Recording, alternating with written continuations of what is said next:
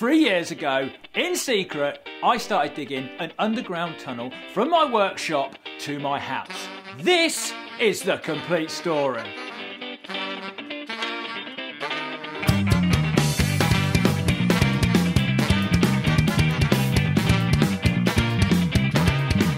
Oh, I've dreamt about doing this forever. Welcome to the colinfurze channel, people. Subscribe, because you are going to go on a civil engineering fabrication ride of a lifetime. Now, regular viewers will know that I have an underground bunker in my back garden, and it is absolutely fantastic. It is like one of my most favourite things I have ever made. And ever since I've made it, I've always wanted a way of connecting it to this, my workshop, and my house. Now, of course, when I made the bunker, we quarried a hole up in the back garden, built a metal box, and covered it over. But I can't do that here, can I? Because the workshop and the house exist on top of it. So we've got to dig down and actually tunnel underneath it. Okay, this is the general setup. We have the bunker, we have the house, and we have the shed. Now, of course, this bit from here to here can be done above ground with a JCB. But from here along to here, no. We have to do it all by hand, digging it, going underground, boom. Now, this is going to be a very time-consuming and a very expensive project, but it doesn't matter. We have a sponsor, Freetrade, the share dealing app. What's buying shares got to do with this? Anyway, more about that later. Now, I'm actually going to do this in secret so as not to alarm the neighbourhood. And also, a secret project is way more fun. Now, I actually started this a long time ago, so let's roll back the time before coronavirus was even a thing and start making ourselves a secret entrance.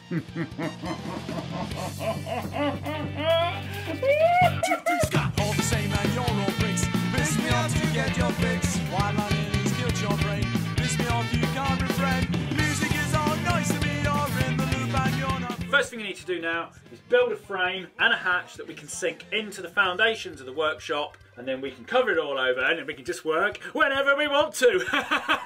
Right, let's get on with it.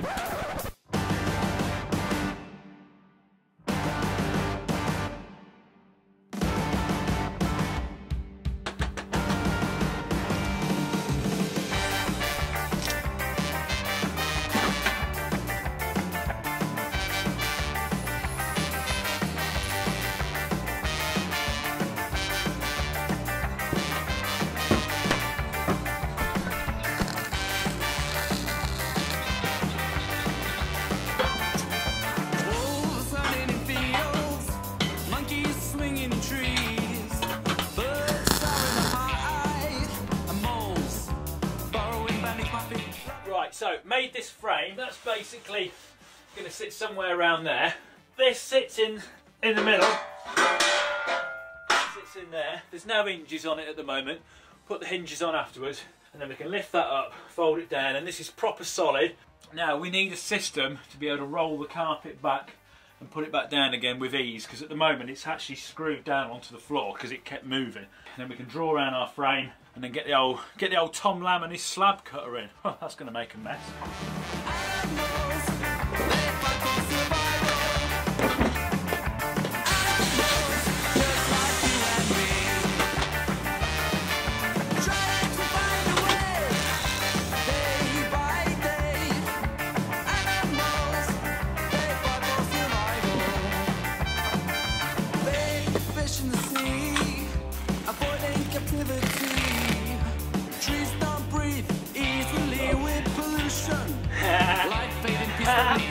Now, before we start chopping this floor up, I'm really excited to be working with Freetrade again, who have sponsored this video.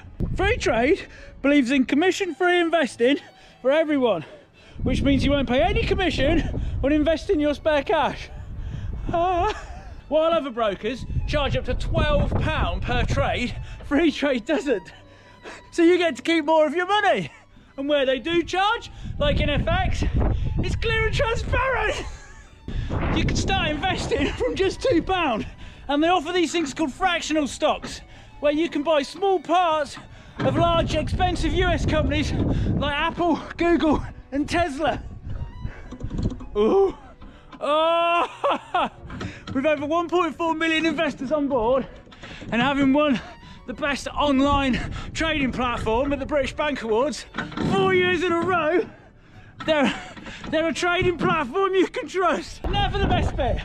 If you create an account and fund it with at least £20, using my link, you'll get a free share worth at least £10. And it could be with anything, from Ford to Dunelm. Remember, when you invest, your capital is at risk and the value of your portfolio can go up as well as down, and you may get back less than you put in. This is not financial advice. You should do your own research on what are the right investments for you before investing, or seek the advice of a professional.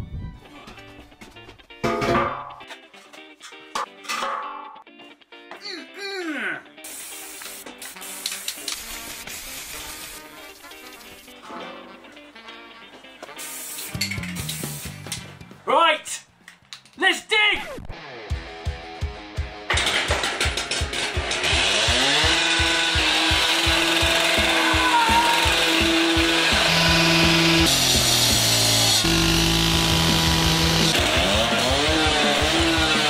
Yeah! I think we're gonna have to sort the dust issue out. Right, we've rigged up the water system on the saw, so we'll have another go and see if we don't completely fill the place with dust. Right, Tom, come on, he's itching to do this.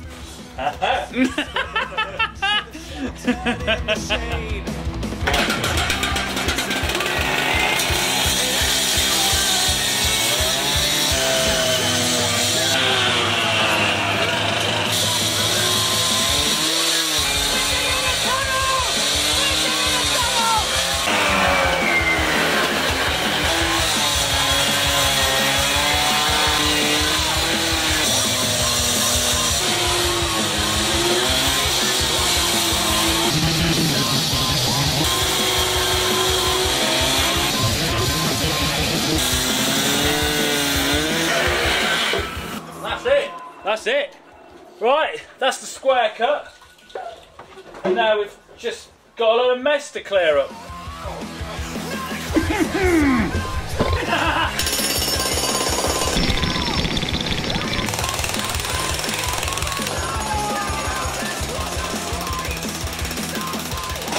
one's gonna have a clue what we're doing in here. This is our idea of stealth.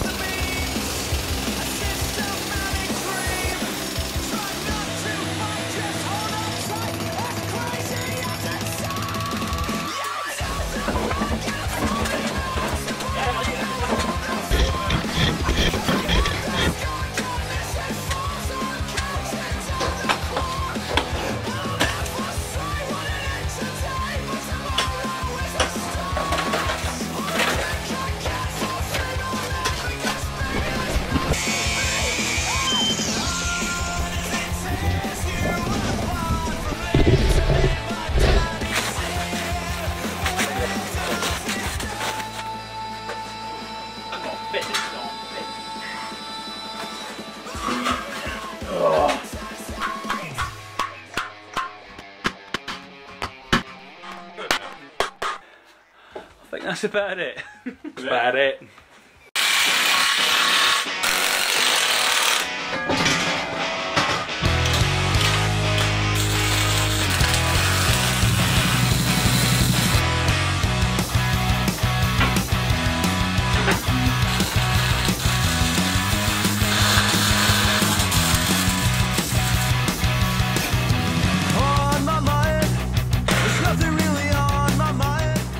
We've forgotten the handle.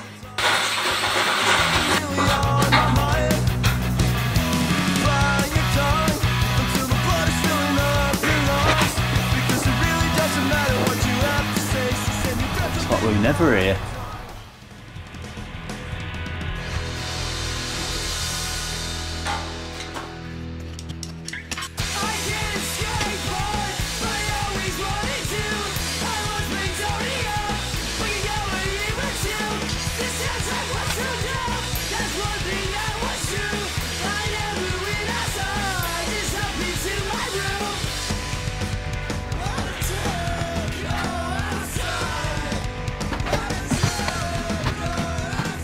Right, so I've got a load more tubs, so hopefully get a bit more out this time.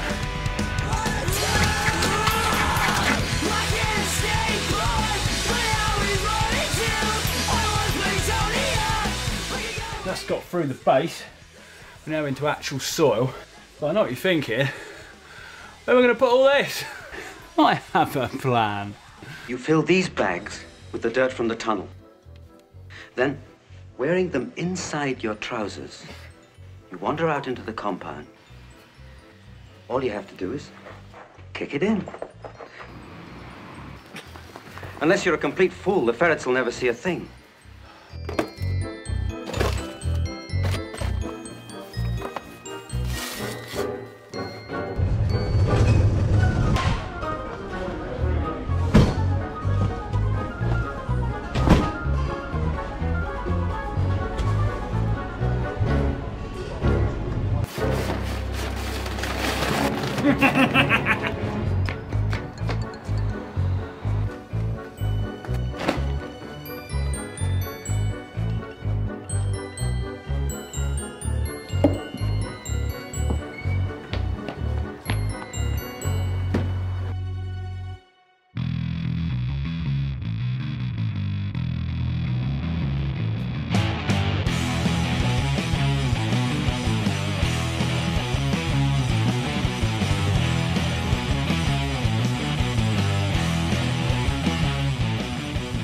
Now, one problem I have got is I've not got a lot of room to swing my spade around with. So, bought a new spade. I'm going to chop it down 6 inches and do the same with a shovel. It's even got its own little toolkit. Oh!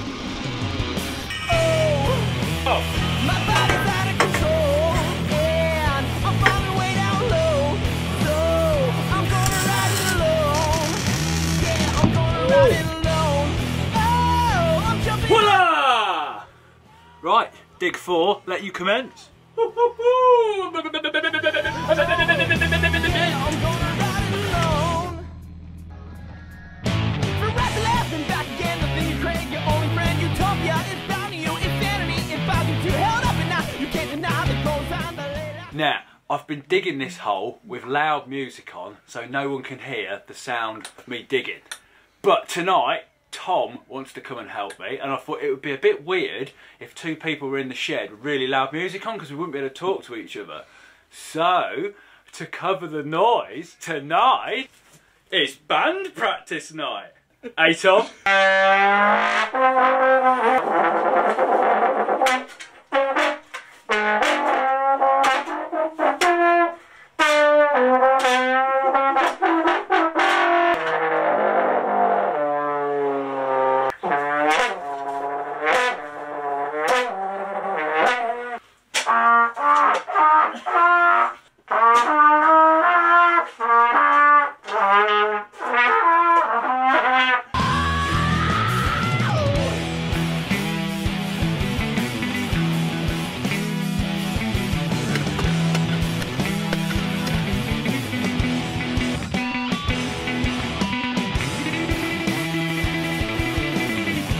As we're getting a little bit deeper, things are starting to get a lot harder. Now, under normal circumstances, a spade, a pickaxe or a jackhammer, all perfectly fine. But it's all high impact, it's going to make a noise, can't do it. So, we need a quiet system of moving stuff.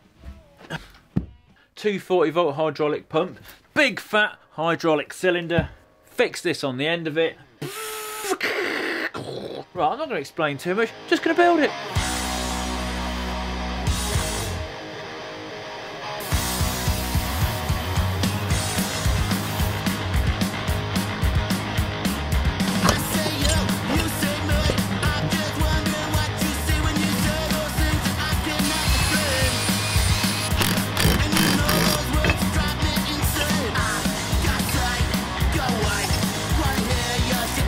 Right, that's got us sorted, nice and solid. Now I shall stick a handle on it once I've got all the hydraulic hoses and stuff mounted. But before that, I've got to sort my pump out. I'm going to shove it under here. It's a good excuse basically to tidy all this rubbish up. There's still bits of Christmas tree under here from the Undecor 500C. Oh, look at that, look. I mean that's a fit, that is. Cable will come out there. Thingy will come out there. Yes, yes, yes, let's bolt it down.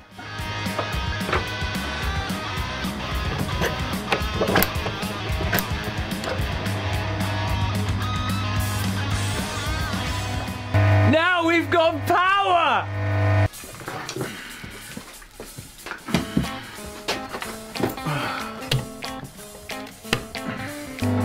See?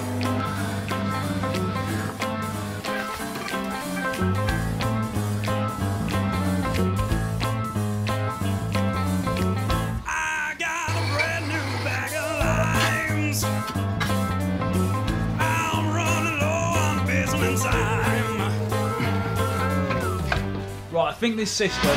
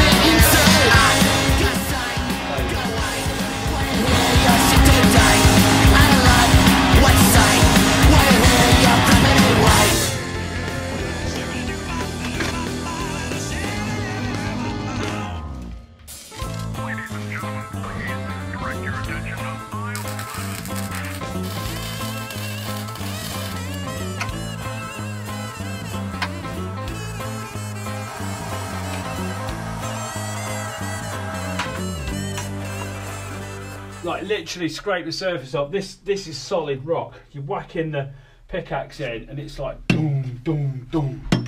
It is one big plate. So I think now we've actually hit the limestone seam. I was kind of hoping it would be a bit deeper than this because the bunker at the bottom, although we hit it there, the garden slopes down a bit. So I was hoping that the limestone would be a bit leveler and then this would just be, well, whatever all this is, just nonsense on top of it. So, neighbours are away today, they're coming back tomorrow, so I'm going to take this opportunity to get the big breaker in here, smash as much of this up as possible, because that's going to be really difficult to do with anyone else in, because let's face it, that's going to make a lot of noise. It's blooming exciting, this is. This is the perfect first project.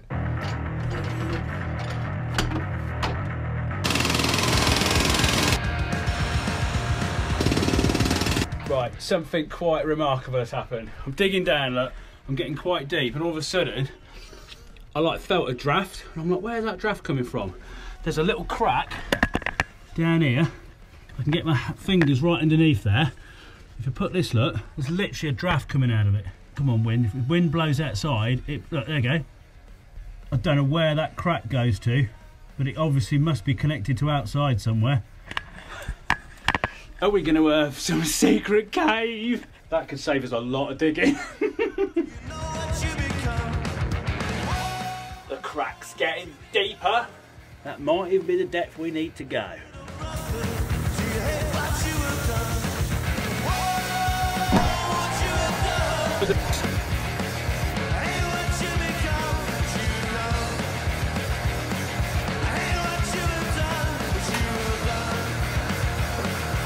Look at that! Here we go, corners all nice and square. Next thing I want to do is put some framework around the outside, A, to stop any collapses, but also we definitely know we're digging vertical, level, horizontal, everything, so we don't wander off and we end up with like some skew-whiff tunnel. It's middle of September now, so we're nearly, what, 2.5 months away or something from it being a year old?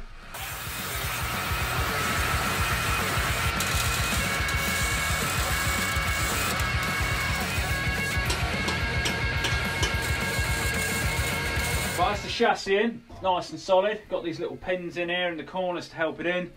Put a bit of mesh up and just keep digging.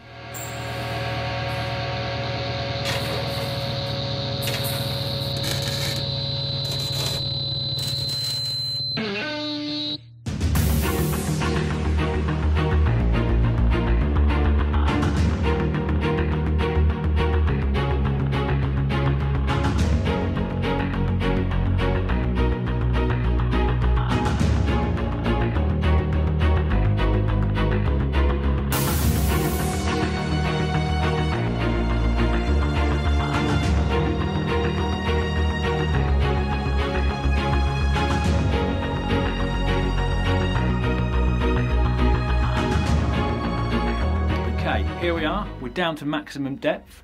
We've got all the mesh on the wall, we've got all the framing on the wall. But it's actually April 2021 now. A whole year and 3 months has passed since I properly come down here and actually did any work on this, because of course there's been COVID and all that malarkey, and I would normally work on it when the neighbours are out or are on holiday. Of course, they've not been anywhere, and I want to get on with it basically. So next we start going sideways, but I want to do it in complete silence. So I'm not disturbing anyone and it's not causing any issues. So similar to how we had the hydraulic things, I need to make that, but go sideways, and then we need to bring the motor, all the operating system for that, down here, so you can't hear anything basically. This is getting exciting. Hold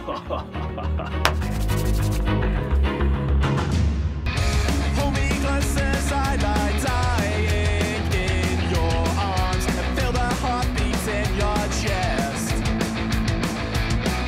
Don't grieve for me as I lie dying in your arms. Watch me take my final breath. What a perfect way to die. That's got some arches up. We just need some silent digging apparatus, like proper quiet, super stealth, so stealth even I don't even know I'm doing it. What? I guess now I see that you'll be in death, but we finally free. I'll hold you close as you lie dying in my arms, and watch the stars fade from your eyes. I swear you one thing that I never meant you harm beneath this shroud of burning skies. Right, we have the ultimate system now. 240-volt hydraulic pump which sits at the top. Silent, just sits there whirring away. Click into that, the winch. That doesn't make a noise. I've attached that on the underside of the hatch. So basically you lift it up, you click it in, you're good to know. It's all controlled off a switch on a very long wire, so I can even control it from down here or we control it from up there. Beautiful. Now, as well as that, remember this thing from the last video? I've basically kind of added a long tail to it, welded a nice long pole which is adjustable so we can stretch it out. That's going to basically pin itself in between, push itself into the rock face and break it, all in complete silence. We basically will hang this off the winch as well so I can get it at the right height, move it around nice and easy. I've not got to try and lift it up and lump it around, which is one of the problems it was with before. Right then, let's give it a test. I'm going to have to do all this on time lapse because there is barely any room in here to have a camera and a tripod, as you can see.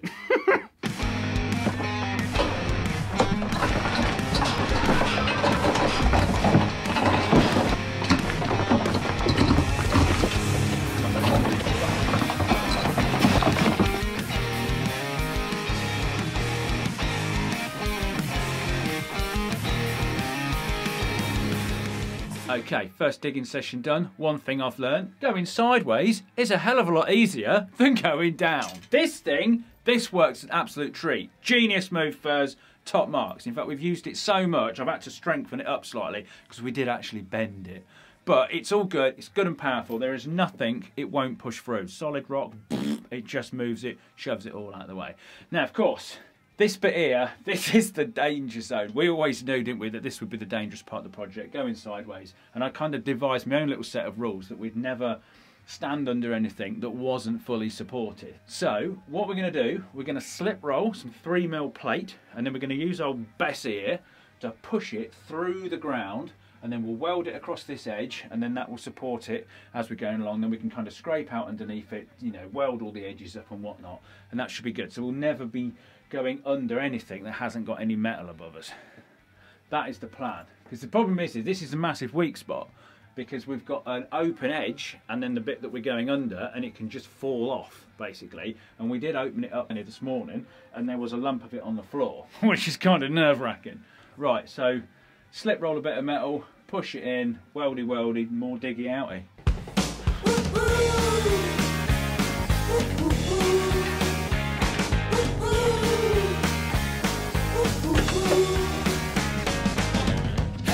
I've seen you walking around, I've seen you out before. I recognize your voice, I've heard you through the floor. Now tell me how you feel. You felt like this before. You felt what I've been feeling, 'cause I can't take much more. Oh yeah. Tell me what you wanna do, 'cause I don't care, now I got you. There we are. Well, this bit didn't quite shove in how I wanted it to. You know, the image in my head of just pushing it in nicely like it's going through a bit of cheese didn't quite happen. We have got it in now, and it doesn't feel like it's going to go anywhere.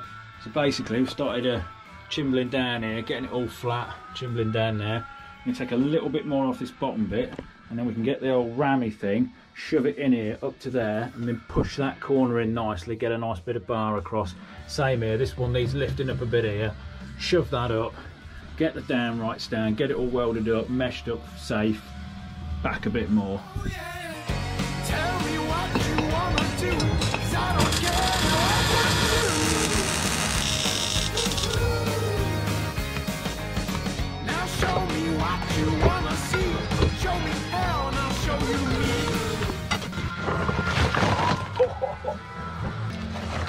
How the hell are we getting this out? Now show me what you wanna see. Show me how and I'll show you me.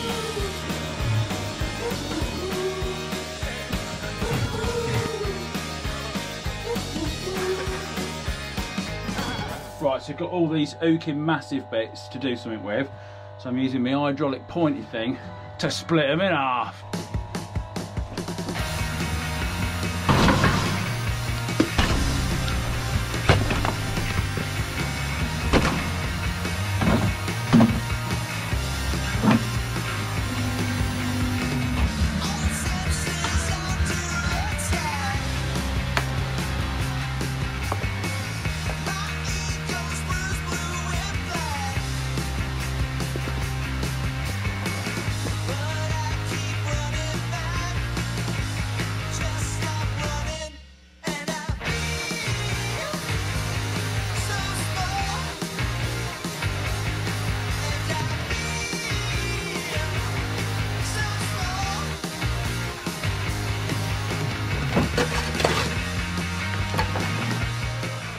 Okay, we're about 1.5 meters down. We're getting the systems down now. We know exactly what we're doing. Now I've brought the pump and the welder and everything down here now, so it's completely silent.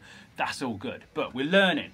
We've got different seams. We've got our clay seam at the top here. We've got our compressed clay and limestone seam here, loose limestone, and then big lumpy rock hard bits of limestone. Now basically, to move forward, you get your crowbar with the handle on, you can pick away at the loose limestone, that all drops up, makes like this kind of cheek thing here, which looks like it's going to collapse on you, but it doesn't.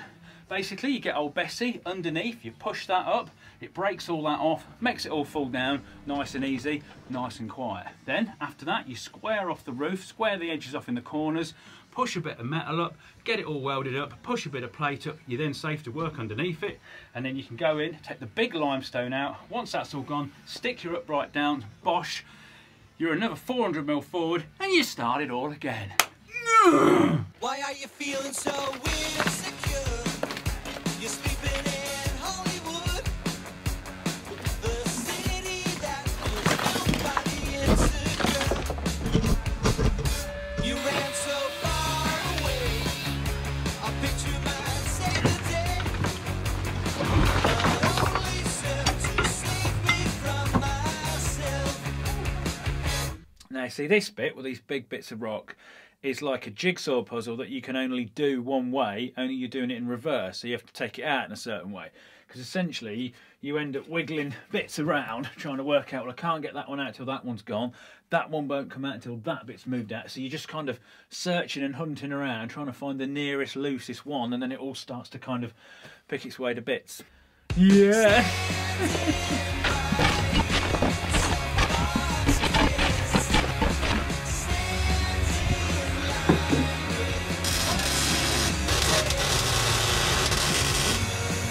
Oh my God!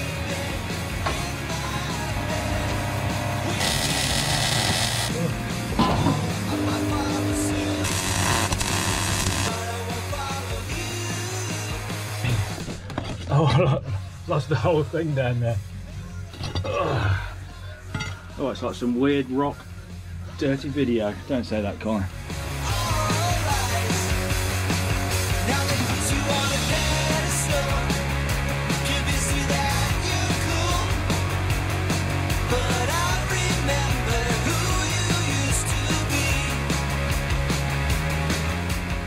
Get teased, look, these massive cracks, but I want to open up like a cave. Are we going to find a cave or a dinosaur or something? So I don't have to dig loads of stuff out. I just line the walls out and it's all done. Come on, nature, give me a cave.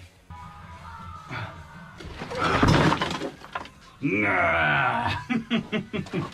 Still ain't found a cave or a dinosaur. They've got no chance of finding anything on Mars, have they? Oh look, we've got lights, yes. One torch, simply not good enough now, so we've got these festoon lights all the way around here. Looks very nice down here. Now, we've gone as far this way as we're going to go for the time being. This is towards the house, so basically we're stopping here. Next off, we're going to start going that way towards the bunker a little bit more. But before we do that, we need to have a little bit of a tidy up. These big rocks, we're basically waiting for the neighbours to go out so I can get the jackhammer down here and smash them up. There's a couple of bits like this ledge in the floor, which just will not come up. And if it does come up in one piece, I mean, we're not going to be able to lift that up. So drag all these down here, ready to smash in, empty the remaining buckets, and then start going that way a little bit. And then basically, of course, next bit is to make the steel liner inside this to have surrounded with concrete. And we've got a new pointy, stabby thing, look, 600mm stroke this time.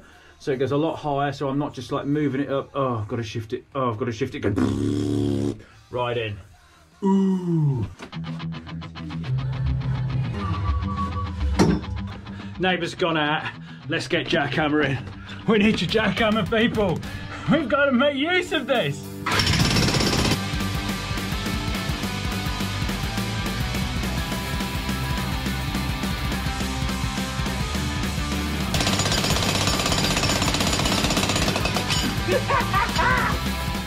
I brought a canary down just in case we get any toxic gases down here and we need to escape quickly.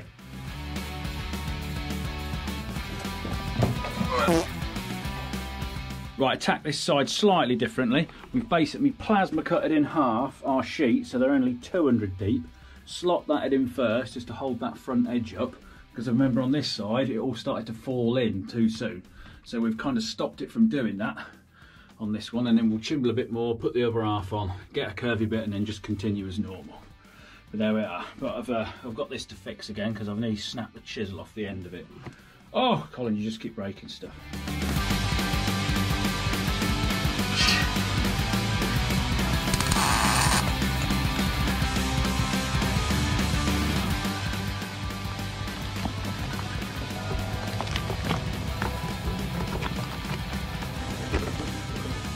Wonderful colinfurze little tip here. If you want to make a ram cover sleeve, just cut the arm off one of your jumpers and Jubilee clip it on at each end. But not a colinfurze hoodie. No!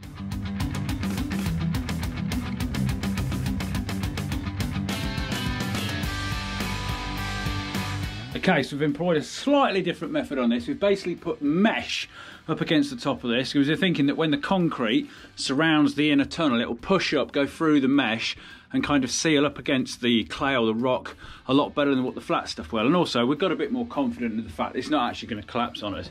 Now, you can tell we're getting a little bit closer to the surfaces because my garden slopes down slightly as it goes to the back of the shed, because we've seen little holes in the clay where roots used to be, because this used to be all flower beds before I built the shed. They've rotted away and left these little holes in the rock, which is very nice. So, just got a little bit more to clean out and a little bit more to piggle off, and we're about there.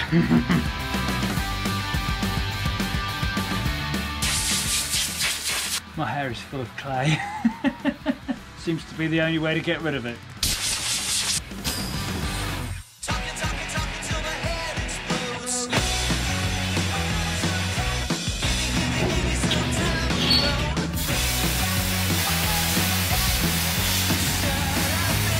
My mind's down. We're on the other side of friends. So let me tell you again. We're on the other side. Okie doke, that's got the first bit down. Now this bit that we've plasma cut out in the middle, this is so when the concrete comes down the side, if it doesn't quite sink under it properly, because it didn't do in the bunker, we can put our arm under and kind of help scoop it along, or of course we could just fill it up from the middle here and then push it all out so it's nice and solid. Now to keep it level, we've basically welded these little tags here on our supporting frame, and then we've put little posts underneath it to give it a little bit more support. we've had to concentrate on trying to get the thing skew width and in line with the hole at the top, and our hole that we've dug isn't quite straight, but I can live with that. So next bit's going to come down. We've got some little tabs welded on here that it can sit onto. So get that bit out and then just keep doing it basically. Ooh.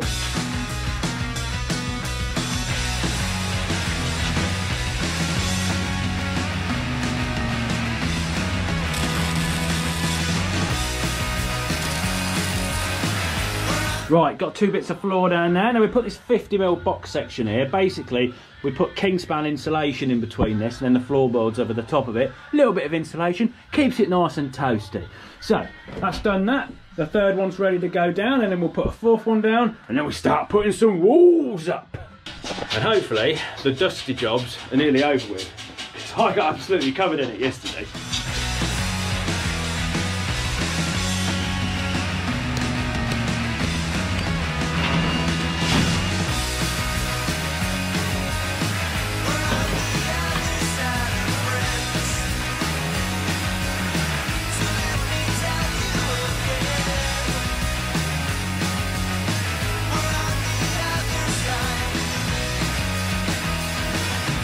Here we are, it's a new day people, we've had a dust down, we're a bit clearer. Right, floor is down, floor is level, floor is done. There's a little extra feature, look over here. I've put this little extra bit in because we're going to house our hydraulic pump there, so it can basically be in here all the time, and then when we want to do the next bit, we're not dragging it around on a piece of wood like we were last time. It's all plumbed in, the hydraulic lines can kind of run under the carpet, and then we can get on with it. Right, next up, exciting part, put some walls up, cut some noggins, just make it feel a little bit more like a tunnel. Colin, how can this not feel like a tunnel now? If anything, this is more tunnel-like, because you can see rock. Shut up. Just shut up and get on with it.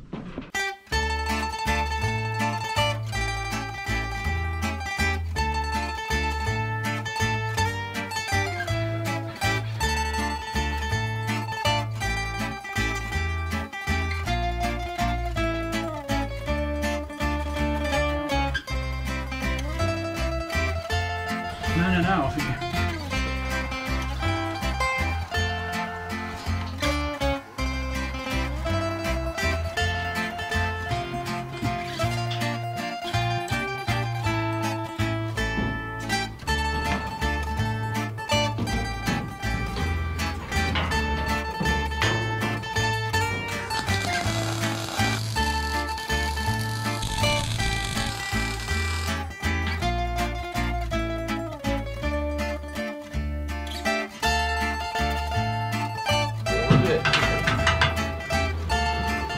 Got a bit of wall!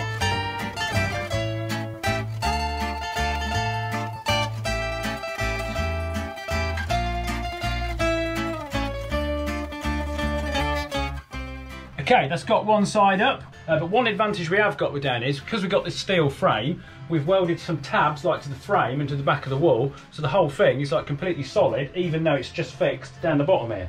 So, next up, get another load of sheets down for the other side, and then start thinking about curves and the bit that goes up to the workshop. Boom!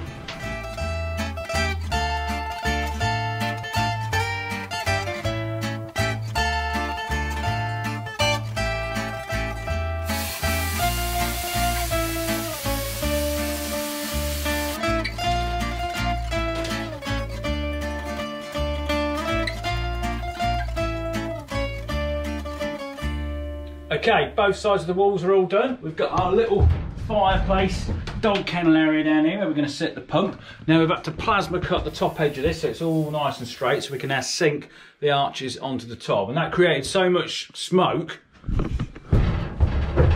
we've lost another budgie.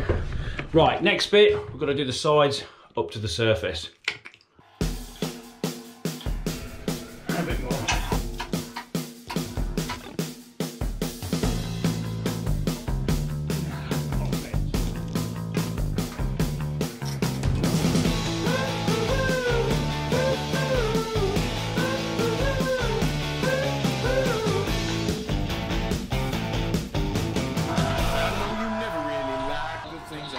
But you never understood. Got too caught up in your head. No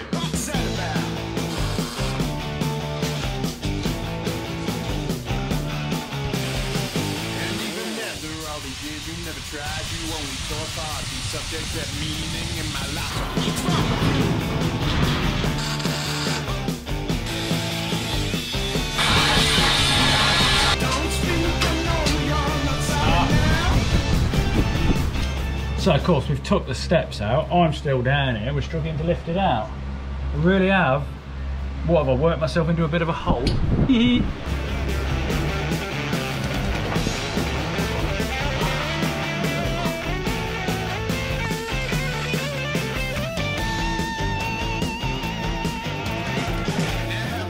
Single time I walk away, you just the style you call me names, you never think it goes your way. So don't you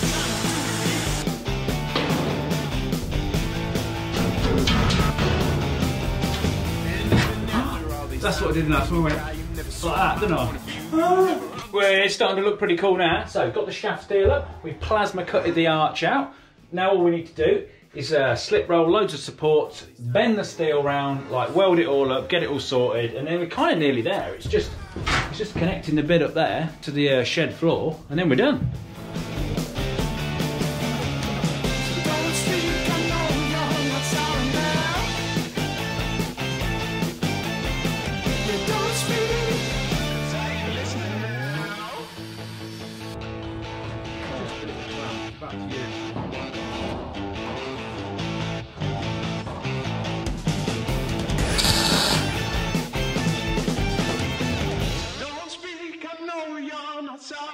Okay, slight oversight, and our little bits that were bracing the wall, a bit of metal's now touching them. Got to cut a bit out of that.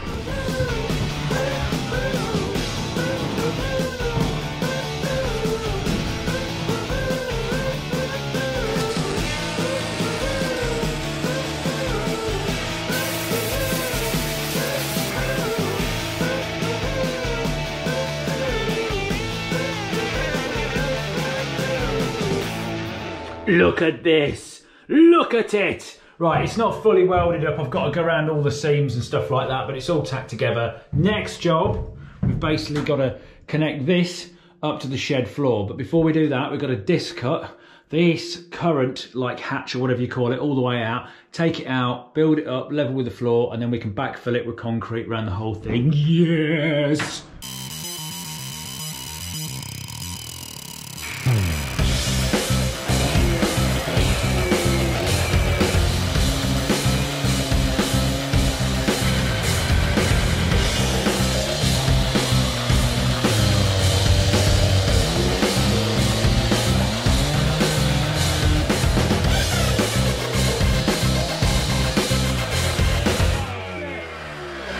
Of course, the electric cable's there, isn't it? Did you film that? Yeah.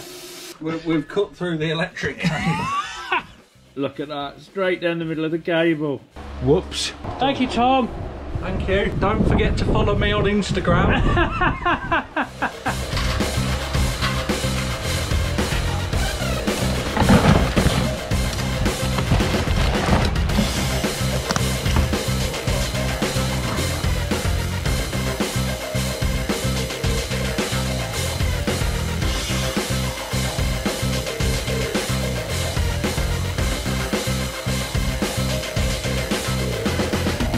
We've got a proper rim, we've got all the bits and bars all set up, and of course we've got the first part of our lid. Next up is the concrete. Pour it all down the outside here and start to finish the whole thing off and stop it sounding like a blooming drum.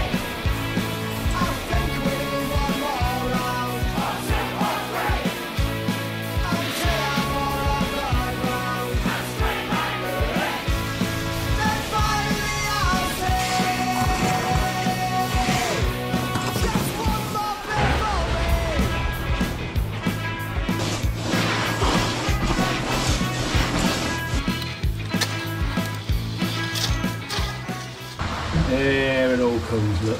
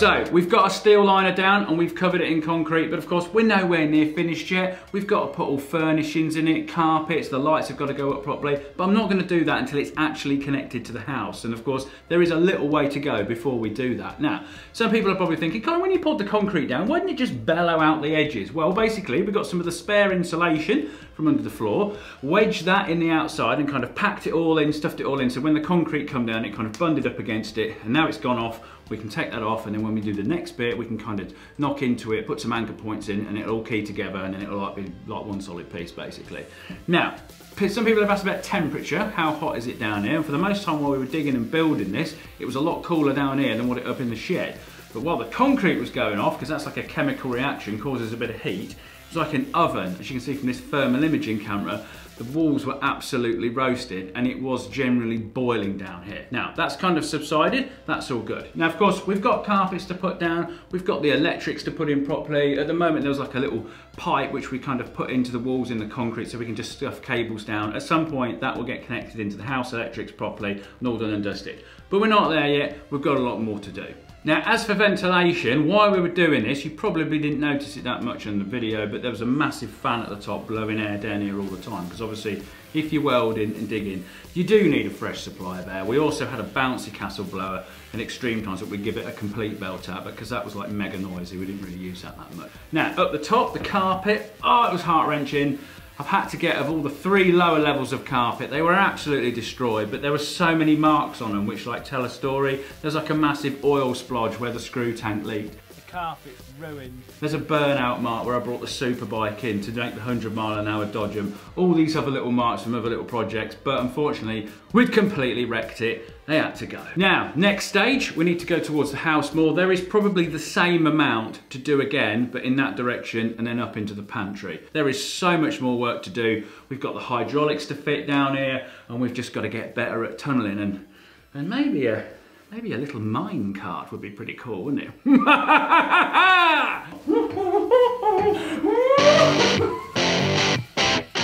Now, since the last video, I've kind of cut the carpet now so it goes over the hatch, because beforehand we used to have to roll it all back, which means we had to close all these cupboards, get rid of the bandsaw. It was a bit of a pain. So now, you just lift it up.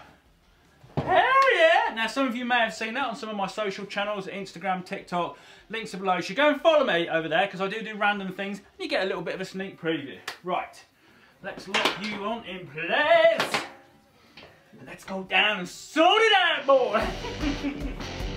So basically, I've made this little dog kennel fireplace part to sit the hydraulic pump, which we've got down here now, and this essentially powers the winch, which lifts all the stuff up, and the hydraulic pin digging equipment, which breaks all the rock up. Now, beforehand we just had it on this bit of board and we drag it around the tunnel and whatnot, and that was fine, but we don't want to be doing that now. So I want to take it off the board, fix it to the floor, and then run all the hydraulic lines which connect into everything, run them under the floorboards to the digging equipment, and then mount this winch on the side of the wall here properly, plumb it all in so it's all nice and neat, and it will just look fantastic. Right, let's do that. That is the first job.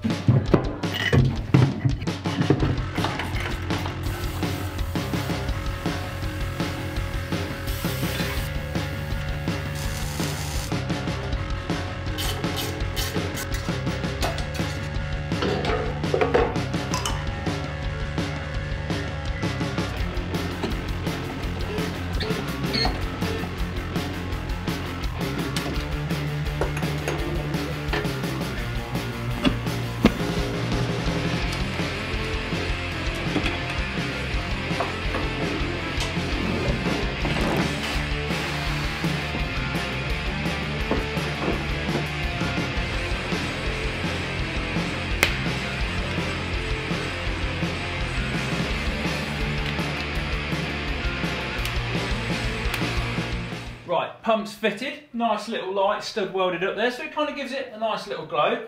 Winch is all working, everything's done. We've replaced the cable on the winch because there was like this frayed bit which never used to be in a position that was worth worrying about, but of course now the winch is at the bottom of the hole and not the top.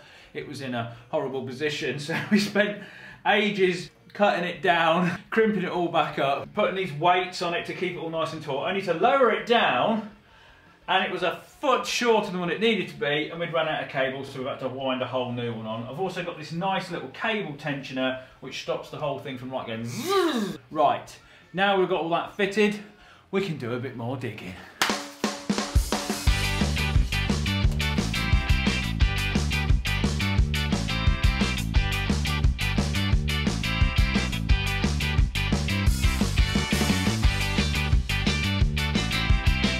Okay, got that chimbled out and nice and smooth. Gonna have a little bit of crack with the new hydraulics and check all the system out. And then we're gonna drill a hole from here up to the yard. I'm just digging in my tunnel, baby. Is it hard work, Colin, digging under the house? No, it's easy. You just push your button. What a sister.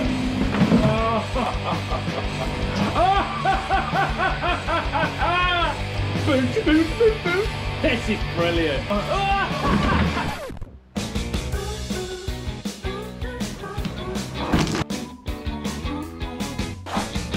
could you do what you done to me? How could you say what you said to me?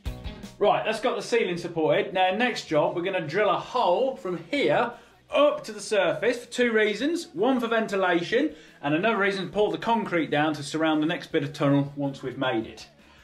So, we're going to need a pretty long drill bit for that.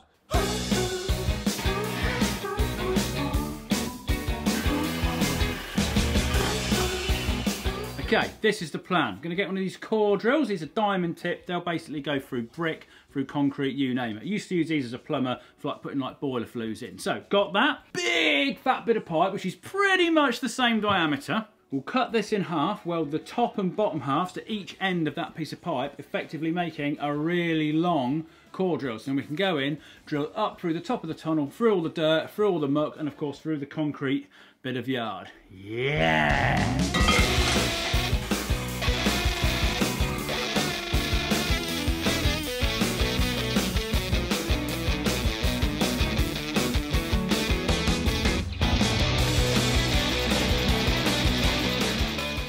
Now that is a drill bit. Just come and give it a go.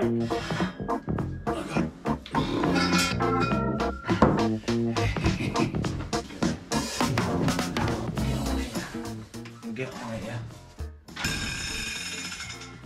You gotta hold on that.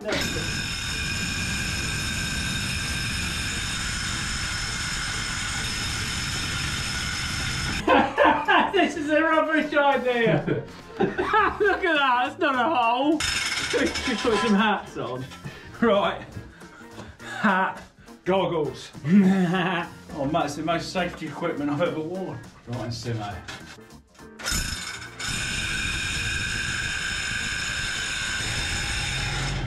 Smells like your drill, Rick.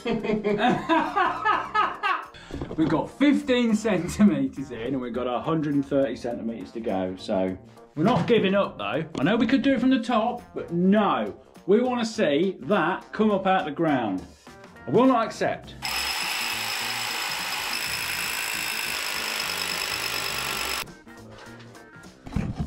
There we are, getting there. Let's get old Bessie back up there and see if it will take the edges off.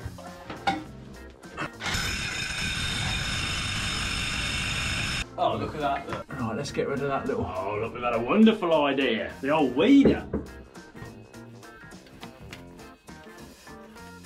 There we are. A little bit more.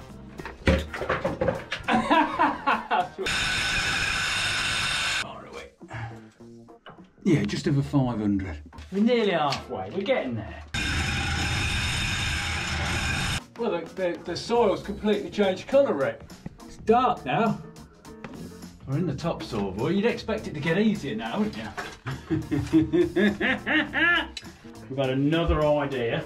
So we're going to use the hydraulic thingy to just push up this big bar, and then we can wiggle it so we don't get it stuck. Look at that. No, we're good.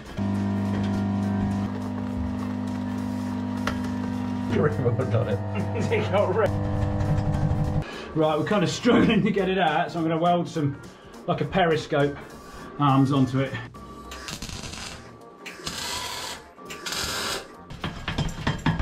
It's sticky. That's got it. You might nearly be there, you know. We've got to be nearly under the concrete now.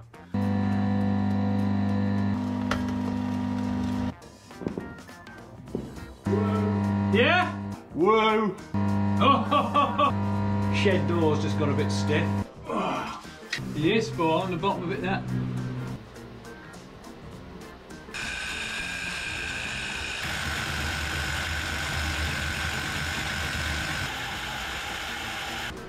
Any signs, Rick? Might need to swap, my arms are knackered.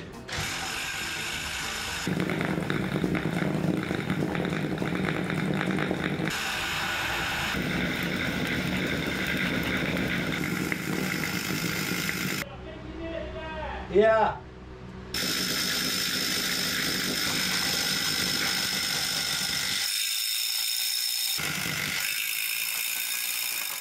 Hey! Way up, Sebo! Oh look, it's Rick. Hello, Rick. Didn't quite hit the spot. Right, that's got the hole drilled. We've laser cut a hole in like a cap end, plopped a fan in it, so we've got a nice breeze coming down here, which is great for ventilation. It smells a lot better down here already. Now we've drilled that hole, we can kind of see how far along we are, and we've got to go about another metre that way, and then after that, we basically need to put the junction in to head towards the house to come up into the pantry. So, that's what we're going to do now, just get on, plough forward another metre, and then we'll review the situation after that.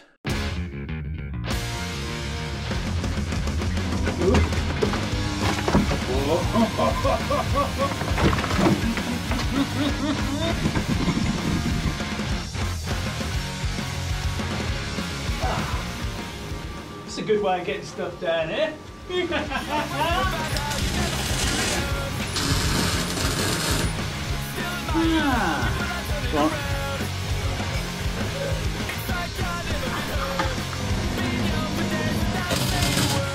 Now, of course, our little fan upstairs, as well as blowing fresh air down into the tunnel, we can flip it over and it can suck all the welding fumes out of the tunnel. And to demonstrate this, I will perform a smoke machine test.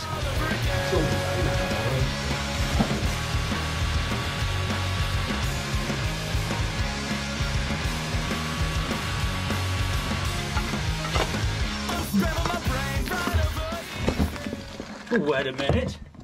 What is this poorly covered? It's a colinfurze bundle box! What, with a t-shirt, a mug? Oh! And a placemat which I cut on my own laser cutter? But I thought they were only available in those little boxes under the video. Or at the shop.com thing. The shop! colinfurze.com. But how did I get under here?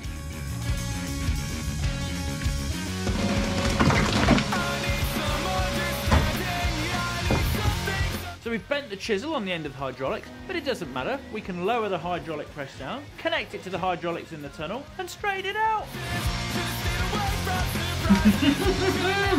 Oh, that's not a small bit.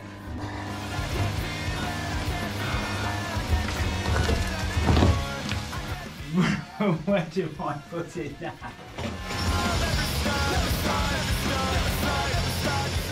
This snapped and bent the blooming thing on the end again. Never mind, all part of tunnelling.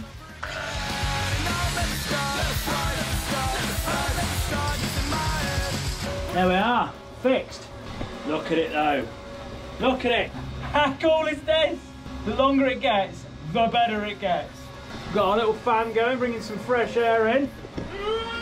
I think we've got this system cracked.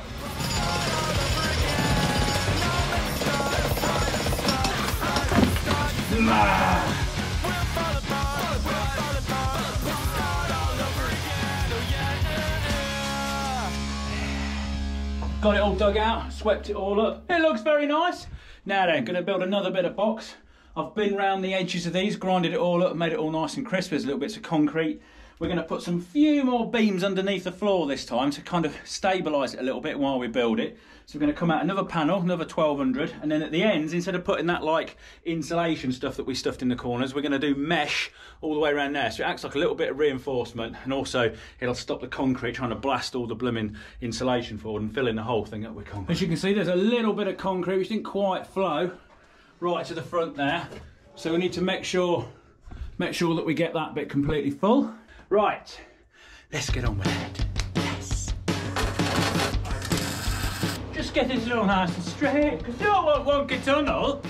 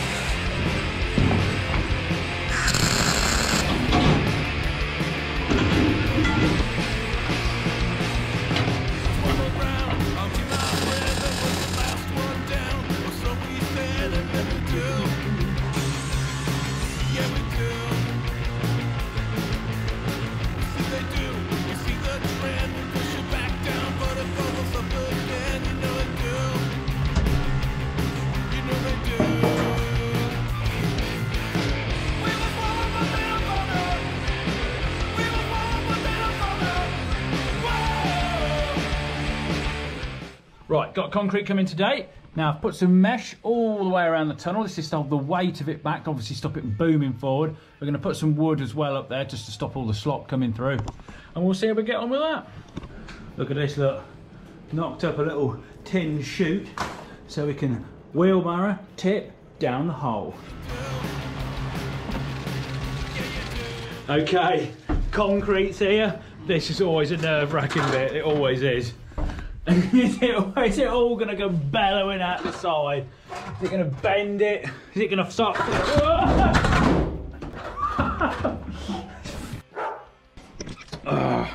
Yeah, I fell over, it's alright. I got it on camera though.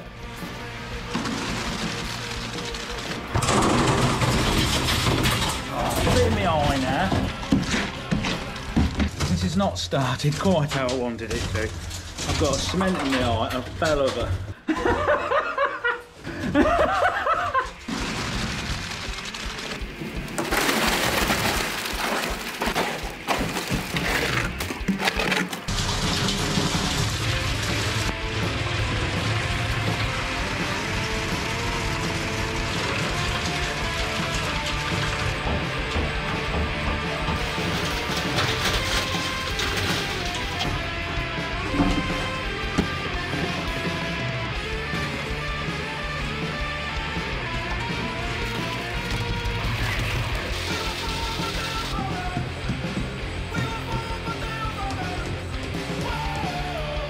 Okay, that's worked so well. The mesh has held back the concrete, absolutely perfect. Enough for it to like poke through a little bit so the next layer of concrete can proper key up against it. Well, of course, I say it went really well. I'm still laughing at the fact that I fell off my steps. And if you pause the video, there's that look on my face where the moment as I'm falling down and I'm like, what am I gonna land on? I've totally screwed up here.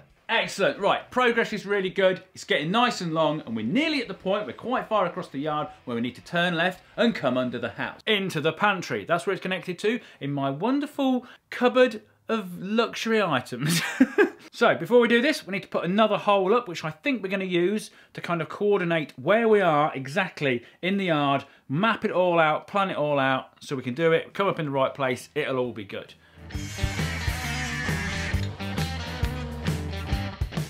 I met a lady. Didn't have to look too far. because I was thirsty. Oh no!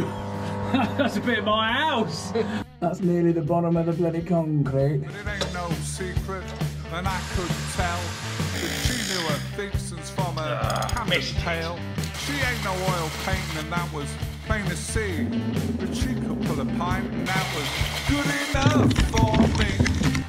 Hey! Got our ceiling supported. Now we need to find out exactly where we are before we start turning left to go into the house. We need to know when we need to turn left, and also we need to know the centre of that piece of tunnel, so when we come up under the house it is up in the right place and you end up going down, you know, to the centre of the tunnel and not all wonky and all that sort of stuff. So what we're going to do, we're going to drop a bit of box section down, clamp another bit of box section to the side of it down here and the side of it at the top, so it mirrors the straight line. So if we lay it in a straight line down here, it should be in a straight line up there, and then we can see exactly where we are and where we're going and how far across, up, down, whatever we need to be. That's how we're doing it.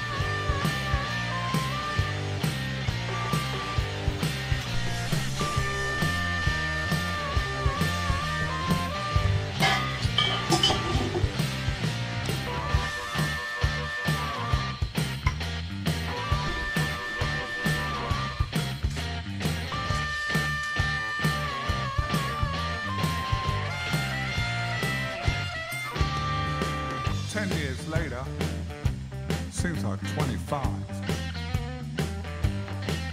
Me and that lady are still together. I don't know how I'm still alive. But it ain't no secret, and I'm sure you can tell.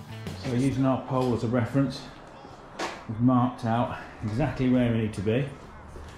That is the edge of our floorboards downstairs, so we can take all our measurements from that and know that we're going in roughly the right direction. 'Cause good enough, it's good enough, and good enough, it's good enough. 'Cause there enough, is there enough? Right, we know where we are now, we've got it all marked up, we can see where we're going, we just need to dig a little bit further.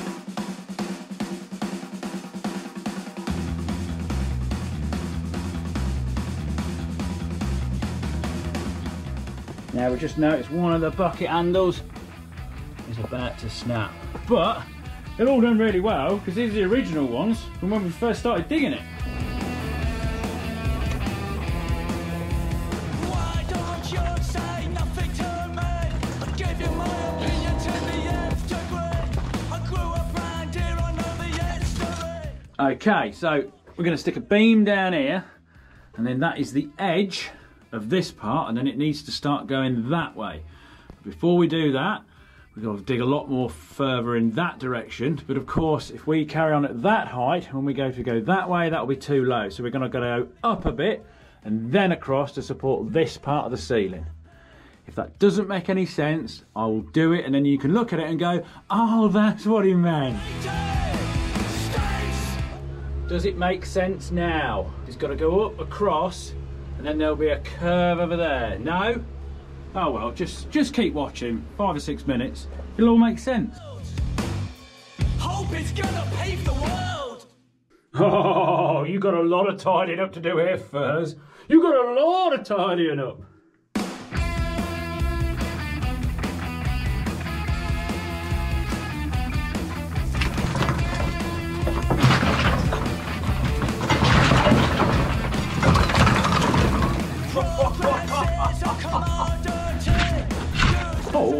Whole lot of rubble down here, boy.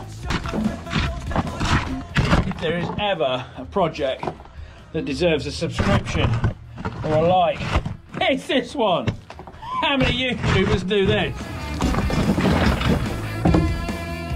Chisel's nearly snapped. There we are.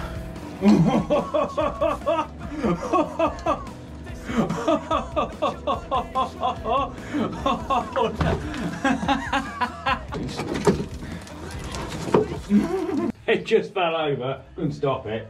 I think we're just gonna have to leave it on the floor because that's the biggest singular rock we've had out of this thing. There we are. I fixed the pin on the end of the thing, straightened it up with a hydraulic press again. Ah! Tunnelling. I think you'll stay in there. So after struggling with the weight of that rock, I've been kind of thinking like, how much weight are we taking out? So I'm going to weigh a bucket.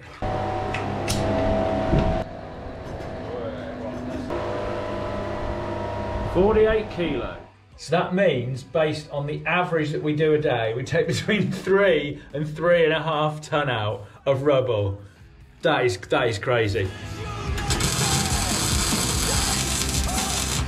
Okay, it's all dug, it's all supported. Next up, we're going to drill another 2 holes, or another hole definitely, up to the surface. We've obviously got the one here in the far corner. That will fill all that side up with concrete, so it all moves forward, very nice. We won't have any air pockets or anything. I want another one here, basically, to go up there to kind of make sure that this corner definitely gets everything. Now, the only thing we need to worry about is on the back of my garage, there used to be an outside toilet, which I took down. So there is a sewer pipe and the mains water pipe running under there. So we just want to come this side of that so we don't end up puncturing that. And then over here at some point, we've got the gas main to worry about, but that's for another day. So let's put another hole up at least, and then we've basically got to build all this tunnel bit, steel, get it all steeled up, get it concrete up and safe. And then we can start going towards the house. I like standing back here and doing this shot because it just looks, especially with the fisheye lens, it just looks wicked. My guess, it will be about somewhere there.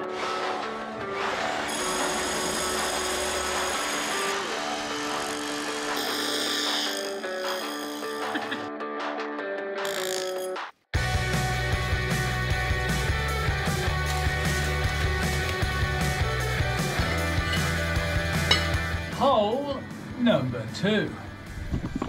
Right, let's get some steel in here.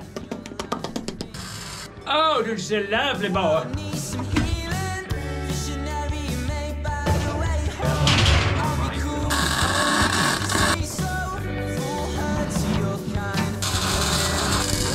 Okay, it's got the floor plates down. Next up, we're going to drop a bar down our new hole, get it all angled up with where it needs to go towards the house so we can get a centre of this bit going off here, because it's not only going off at a funny angle, because it's not at right angles to this, it's right angles to the house, which is a slight scunt to this, so we need to get the dead centre so we know how far to bring that wall, where this one needs to stop and cut round, and all that technical stuff that if we get wrong will end up coming up in the pantry a bit wonky, and that's no good.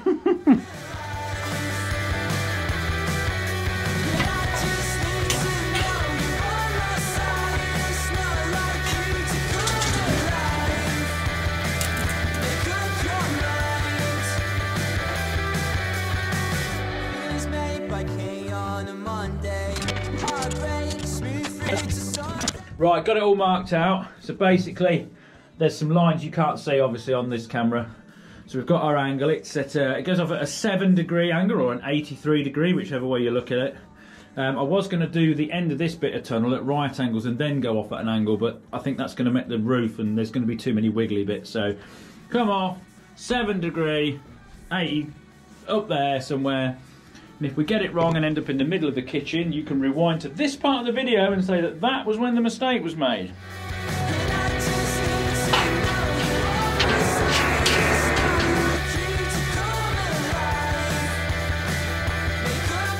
Righty-ho, wall up. Next bit is this end wall. Now, I'm going to stick a little recessed window, a little bit like I did with the pump down the other end. So I've been on the laser cutter. Laser cut myself a profile of which I can plasma cut round, so I've just got to work out exactly where it is and shove it in, because we just had so much space. Basically the wall's going to go here, there's like another 500 mil, and I thought rather than just filling that all up with concrete, let's make use of it. Yes! Oh, it's not just going to be a tunnel, you know, it's going to be a utility tunnel.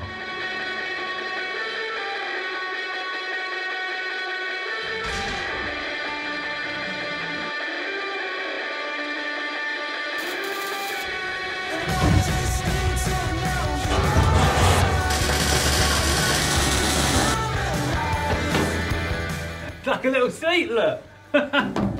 Ideal for sitting here in my new Furze branded shirt, or considering the dates in the 2022 calendar. Yeah. Or having a drink from my Furze drinks bottle.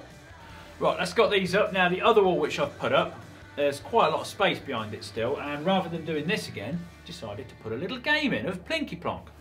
Basically, series of pipes welded up, fit it to the back, put a ball in the top. Which one's it going to come out? Ooh.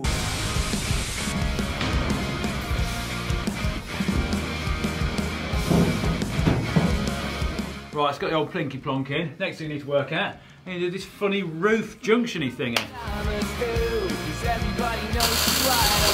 We're going to whack it up, stick a laser level line across, draw it, take it away, cut it, put the other bit across, laser, mark it, cut it, hopefully put them back on and they'll meet up. I'm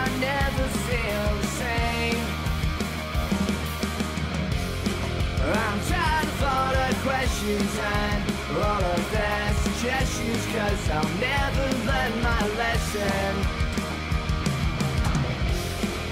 And I don't wanna lose you, but I think this time I'll have to end. I want to get past you, if I want to get past you.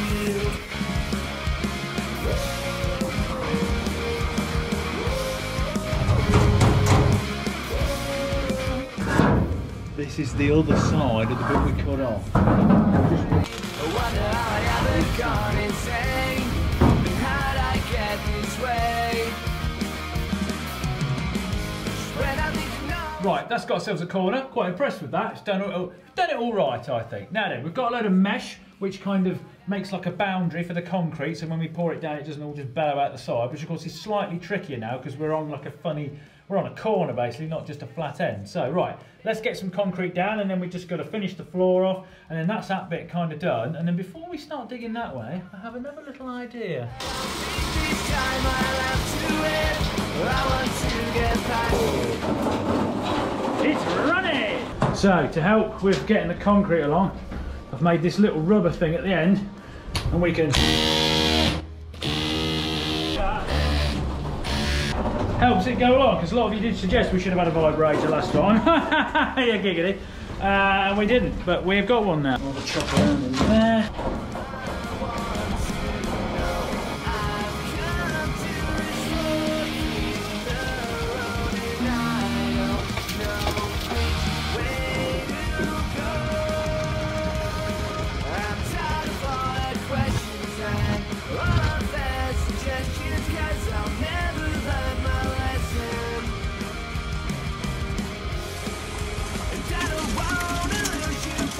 Okay, concrete's going off, boom, nice and solid.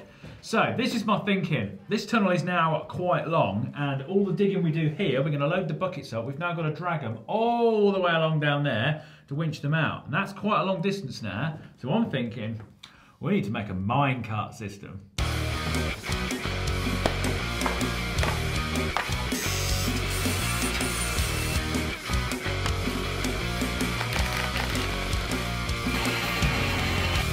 Got a lot to get through, and I know. Got the time to let this beat out slow. Never thought about your patience wearing thin. Now those doors are closing in. And I'm not gonna lie, I'm not gonna say that it's gonna be. Okay, we have a minecart. It's got a little light, make it look a bit more minecart-esque. Now, it's only got two sides because we don't want to be lifting the tubs over the top of this. That's harder work. And I was going to make like a fake side that you could just slot in, but I thought, I'm just wasting my blooming time here because it's never going to be on. So, basically, got some rails which have been knocking up down there. 2 bits of 20mm box section with just some bits of flat to hold them at the right distance. We're not going to screw them to the floor. We're just going to lay it on because we might want to move this. Right. Let's go and give it a test. We've got a minecart!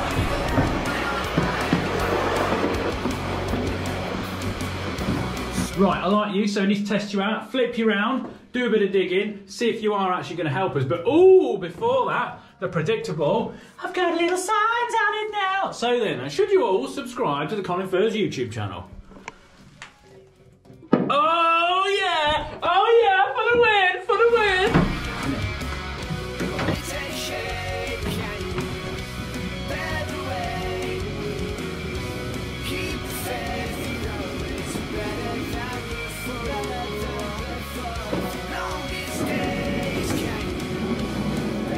This works so well.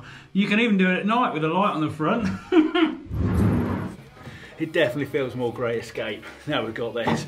Okay, mine carts, they get thumbs up. You can see why they had them in mines now. Obviously, done a bit more digging. We've had a bit of a measure up. I'd say we're about a foot, 30 centimetres away from the line of the house. So very soon, we're potentially going to reveal the house foundations, depending on how deep they go, of course.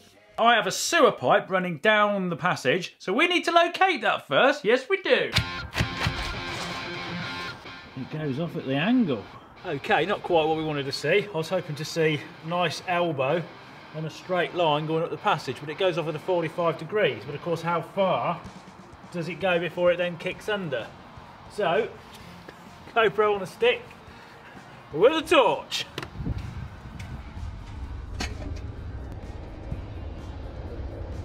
I reckon there's a 45 straight after, which is probably in line with the edge of this, I think, isn't it? Give it a wide berth. So, at a measure up, in between these two bits of tape, we think is the sewer pipe. So I think if we drill a hole just here, all the way down, it should come out in the little corner in between a little bit of mesh, which I should be pointing at now on the video. So if we get the long drill bit, drill a pilot hole down, see if we're anywhere near, and then we'll push the tube up and put a vent up.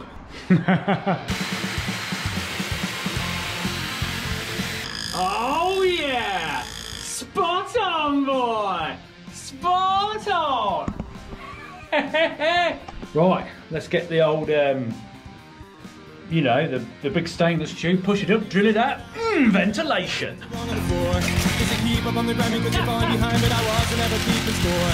Nobody can be trusted, and when your eyes blessed, I understand, I feel the drive. The way she tells whining, cause time is always flying, gotta make the most of being alive. Oh, paladin, predictable, I'm a move. You gotta keep momentum moving, even when it's a pity, saying, I say the yes, and they say, get serious, and I won't stop running around. Life is like a girl I know, cause she's a bitch. The old swing o simpo. Get ready for the drop, Rick. Oh! No! We were totally ready, weren't we? Oh, you see a black pipe? Yeah. Oh, bloody hell. This is the plan. We're just going to change the angle of our tube and go past it. It's all good, we're sorted. We've just put it on the wonk. We're going to get straight past it. And the plumber's key. Ow! It's our first day back today after Christmas. Missed it. There's the pipe. New hole. Yes!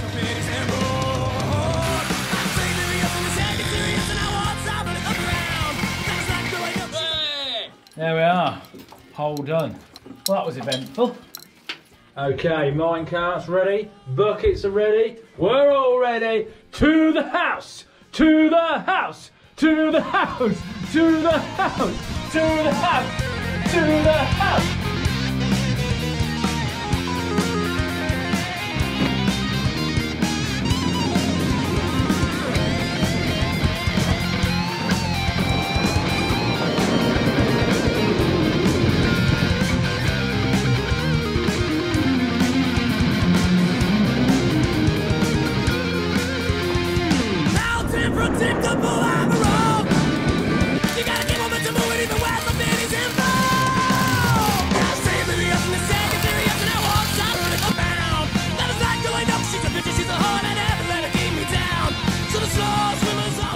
Okay, exciting bit. Roof supported so we can start moving forwards again. Now this is the dig where we probably end up getting level with the house. So, are we going to see the house foundations or are we going to end up going straight underneath them? All will be revealed very soon.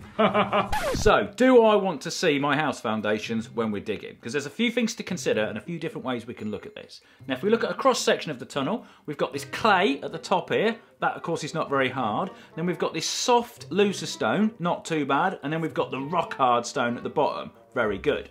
Now, if we dig down and we see our house foundation either on the soft, loose stone or the rock hard stone, then we know the house is on completely solid footings, it's not going anywhere, we can dig under it to our heart's content, nothing's moving, that's all good. But of course the downside, we'll have to chop a big arch out of the house foundations, that could potentially disturb, vibrate things, might cause, you know, a bit of cracks and stuff inside. That's not so good. Now of course, if it's up here somewhere, right up here, we've got less to chop out, that's good. If it's completely not here, we don't have to chop anything else, that's really good. But, of course, that means that the house is sat on something which is slightly softer, and therefore us digging under it is more likely to disturb it. But there is another thing to consider. In the winter, like it is now, there is more moisture in the ground, and that can cause the ground to swell up slightly, and the house can very slightly lift up, as you can see with my wonderful Lego and sponge demonstration. Now, of course, in the summer, when the water content goes down, the house can sink slightly. We're only talking, you know, fractions of an amount here, but Colin goes and builds a tunnel off this hard stuff right up to his house foundations. I'm effectively putting something that's not moving on something that is moving, and then I could end up actually cracking the house over the tunnel. It's not so straightforward, is it, this tunneling malarkey? Right, back to me with a silly face, laughing because I'm digging under my house, not worrying about any of this.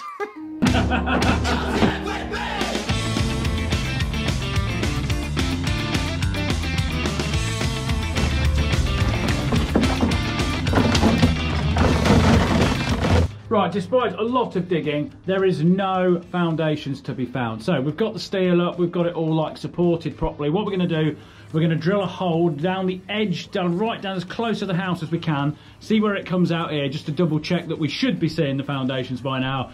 And then of course if the drill comes out somewhere here or whatnot, then we know that basically we're never going to see them. We'll just keep going straight underneath them. That's the plan now. We're just reacting to what we find.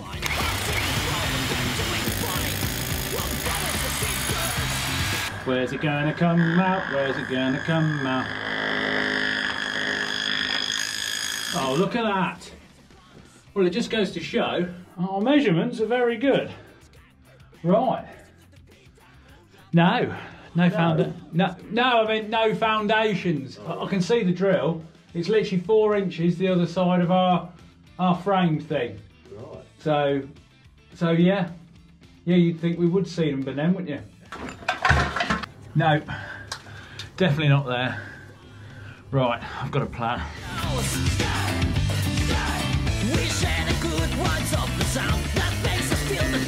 Now, this is where I'm going to be coming up inside the house, but there's an order I want to do this in. If we dig underneath and then chop this floor up, all the vibrations of doing that will kind of vibrate that top layer of soil, and then we'll end up with bits coming down and we risk disturbing it, because we want that to stay as tightly and as compact as possible, so our concrete basically just goes back up to it, pushes up against it, and it was like we were never even there. So I think now, chop this floor up, get this down to dirt. Once we've done that, then dig under the house and then push our hydraulic pipe up into the centre of this cupboard.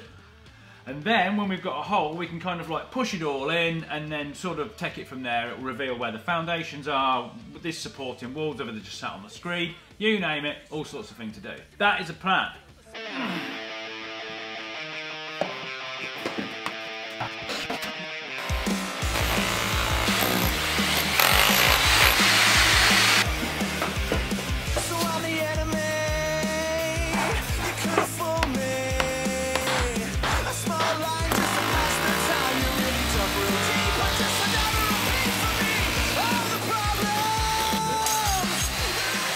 Went down quick, didn't it? Yeah, it's not much underneath that. Somebody's already tried to dig a tunnel already.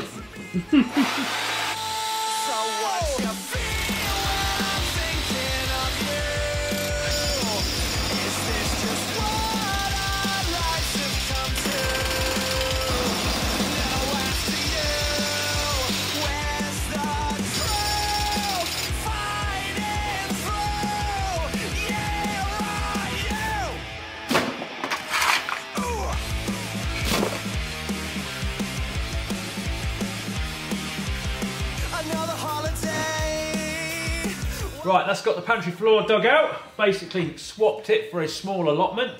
So next up, I'm just going to dig down here a little bit and see if I can see where the bottom of the foundations are, just because it'd be nice to know.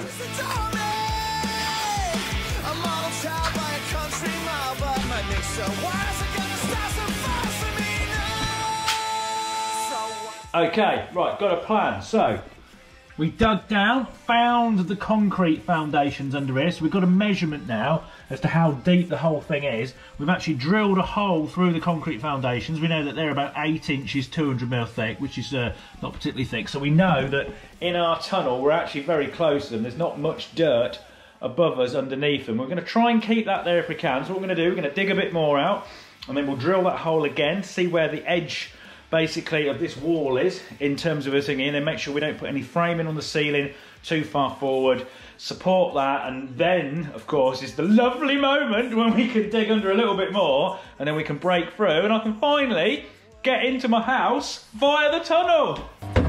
To the house!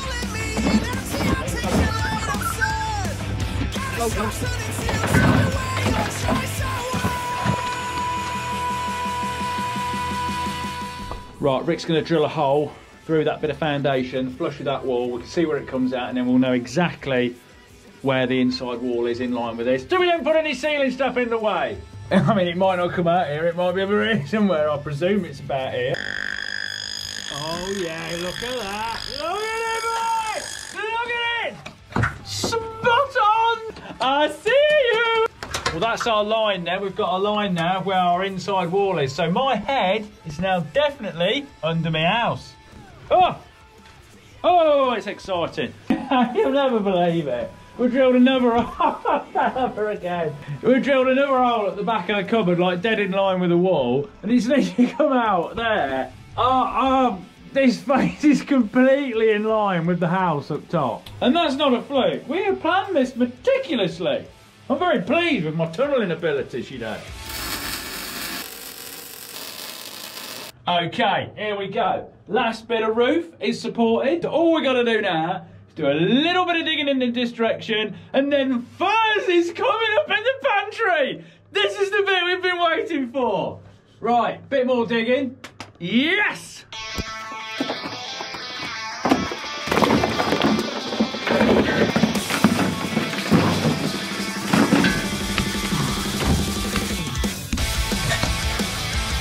There we are. House foundations. That's weird.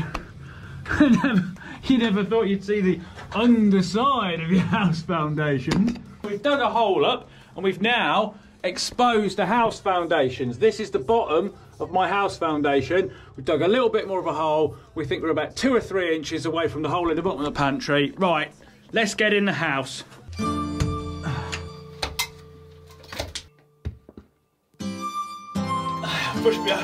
Pushing my hand up.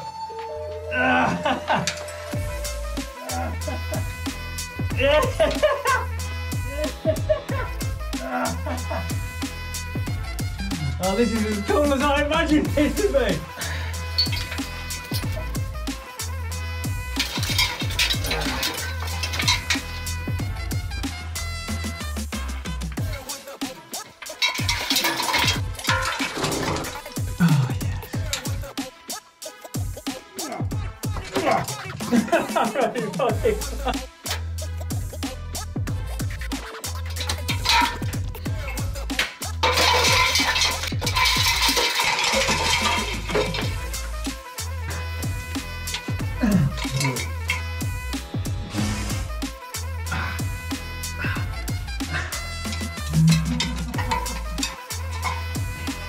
I'm in the house!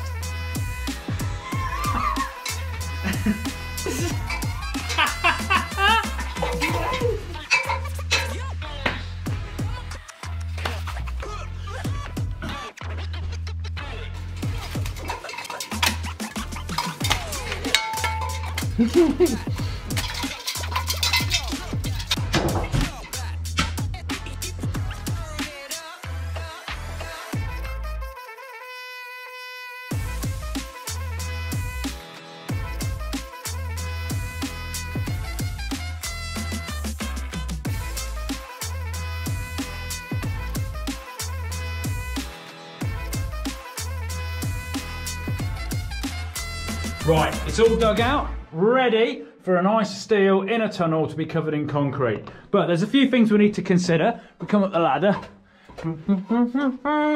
So basically we've got our brick foundations, engineering bit, and then obviously the house with all the plaster. We've got this concrete ledge here though, which is across the house foundations.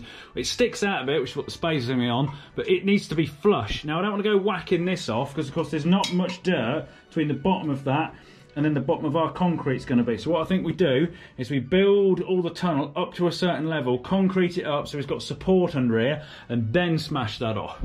Because that technically is going to weaken the house foundation, so until there's something underneath it holding it all up, I think we'll leave that in place. Oh yes.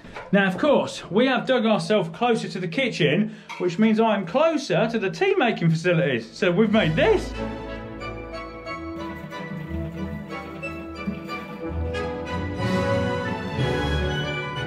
Oh yeah, awesome job. What we need to do now is we need to get the line from our house walls upstairs down here, so when we can lay the floor down, it all comes to here, it all meets up properly, and everything is completely where it needs to be, so it's a nice straight, and up into the house we go.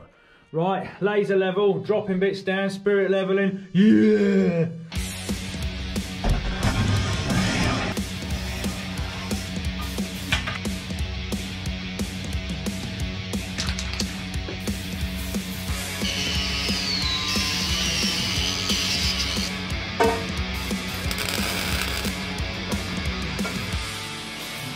We start by laying a subframe that's welded to the outer walls. This gives us a good, solid, level base to lay the floor sheets on and gives more support when fabricating the walls. Mesh is added to hold back the concrete, stopping it from going to places it's not wanted. Terrify something new.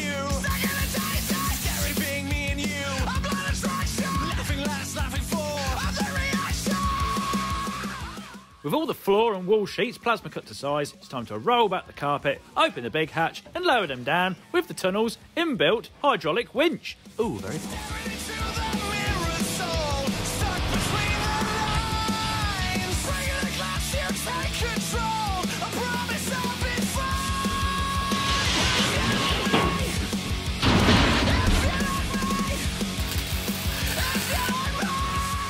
With the floor fitted, I can now mark out where the walls needed to be positioned to line up with the house above. Okay, it is a total fluke, but to the corner of the pantry in the house down here, from there to there, is exactly 2 sheets. Exactly. Even the little gap that you need for welding, it is exactly 2 sheets. Like I said, complete fluke.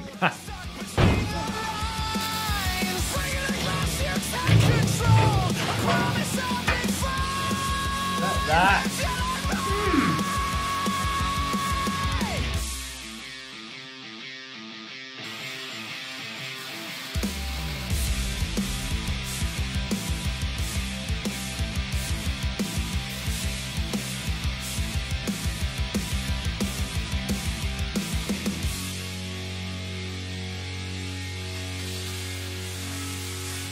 Right, that's got the walls up. Very nice.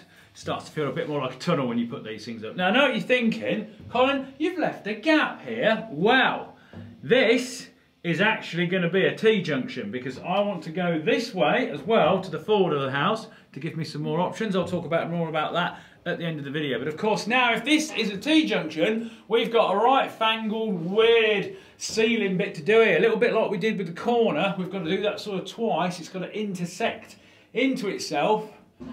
And we're going to do that.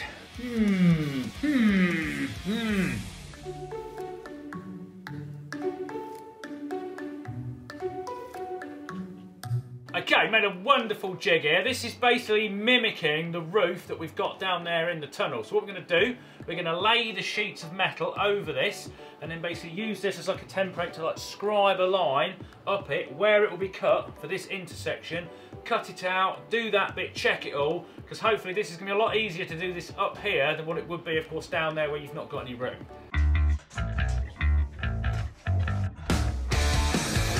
Now the roof plates themselves are made from 2mm steel, which we have to slip roll into a lovely curve in the garage, which is clearly not big enough for this operation. With the sheets mounted on my false roof ringy things, It's just a case of marking out the curves, cutting them out, and then hoping it fits.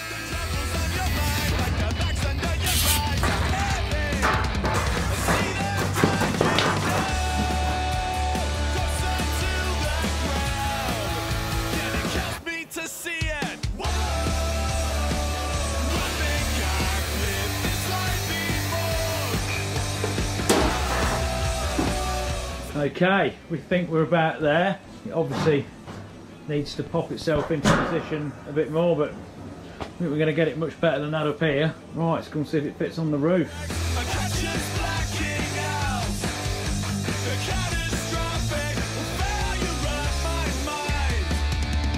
Okay, made a lovely job of that. Fantastic, absolutely brilliant.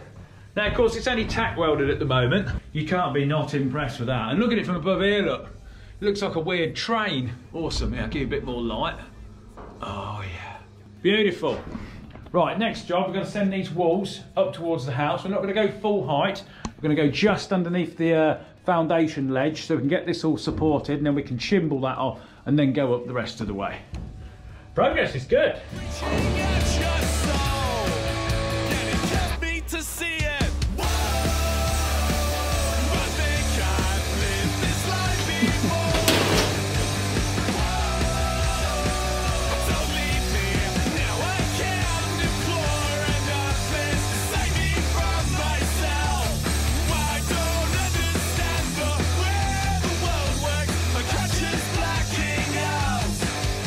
Right, she's all welded up. So we're concreting today up to about that height there. Boom.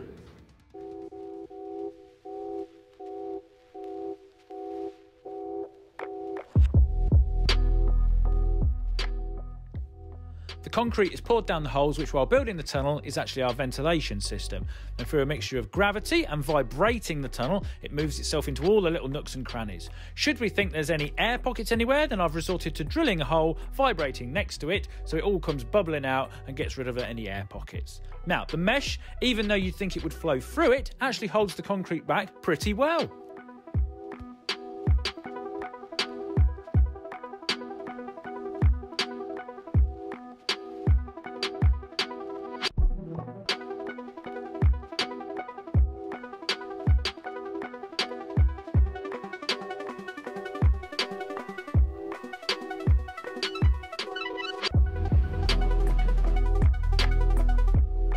With the concrete going off, we paint the floor, put the insulation in, thread the cables in, put the plywood on. What a lovely job.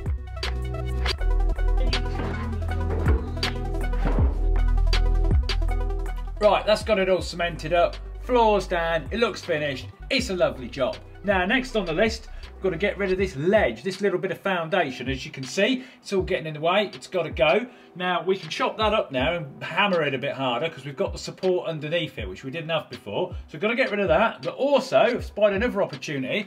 If we put a duct underneath the kitchen floor here, we can then put some pipes up near the boiler and possibly have central heating down here. Oh, yeah! So, with a nice board to stand on, I then started digging what is the most loosest, driest dirt we'd come across in the whole project.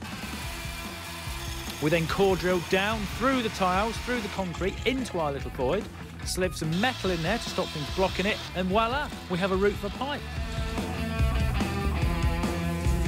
Why don't you say nothing? Right, that's got the ducts done. Next job, get rid of this foundation ledge.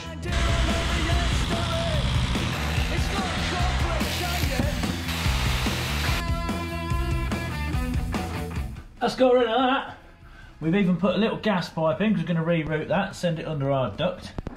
Next up, put some more steel round, bring it up, and then concrete round that. And then it's nearly ready for the trapdoor. There's nothing sacred. This is United States of Generica. This is United States. Oh, put in the cement in.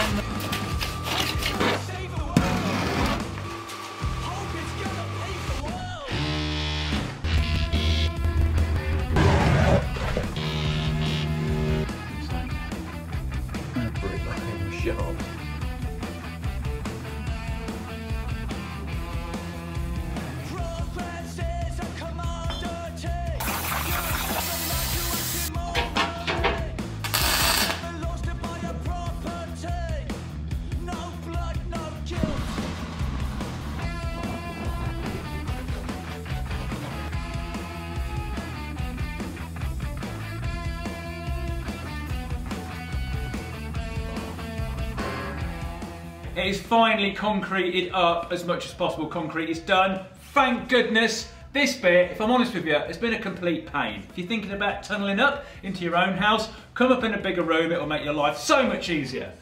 Right, now put these little cover plates in so we can get access to the plumbing when we need to do that. The ladder, I've made that as a YouTube short, which will be uploaded after this video at some point, so subscribe so you don't miss those. Basically, all we've got to have to do now is to put another frame around the top here, which brings it up to floor level, just like this, look, out of this thicker stuff. And then basically we're going to fix in that, the floor and the hatch. And I want to make that removable because, you know, you might want to do something interesting here. Fireman's pole lift. Got any suggestions? Stick it in the comments. Right, let's get on with that.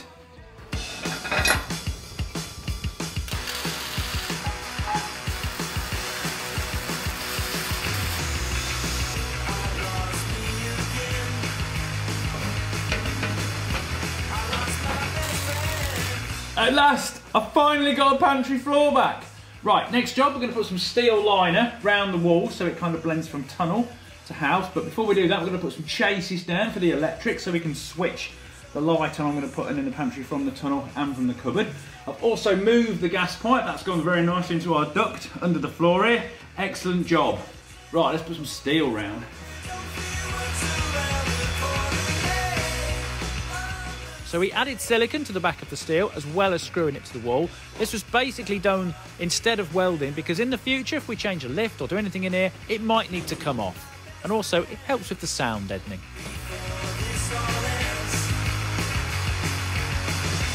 Oh yes, we've got steel, look at it! How neat is that? We're very pleased. We have a light, painted the ceiling.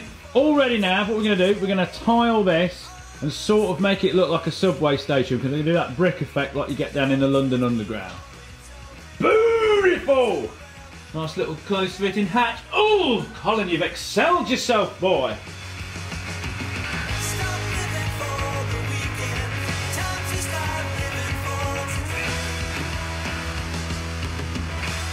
Right, that's got the tiling done. I think you'll agree that looks absolutely fantastic. Right, just got to clean it down, grout it up, add all the little finishing touches, and then you can have the tour. But you don't have to wait. I'm just going to click my fingers. 3, 2, 1.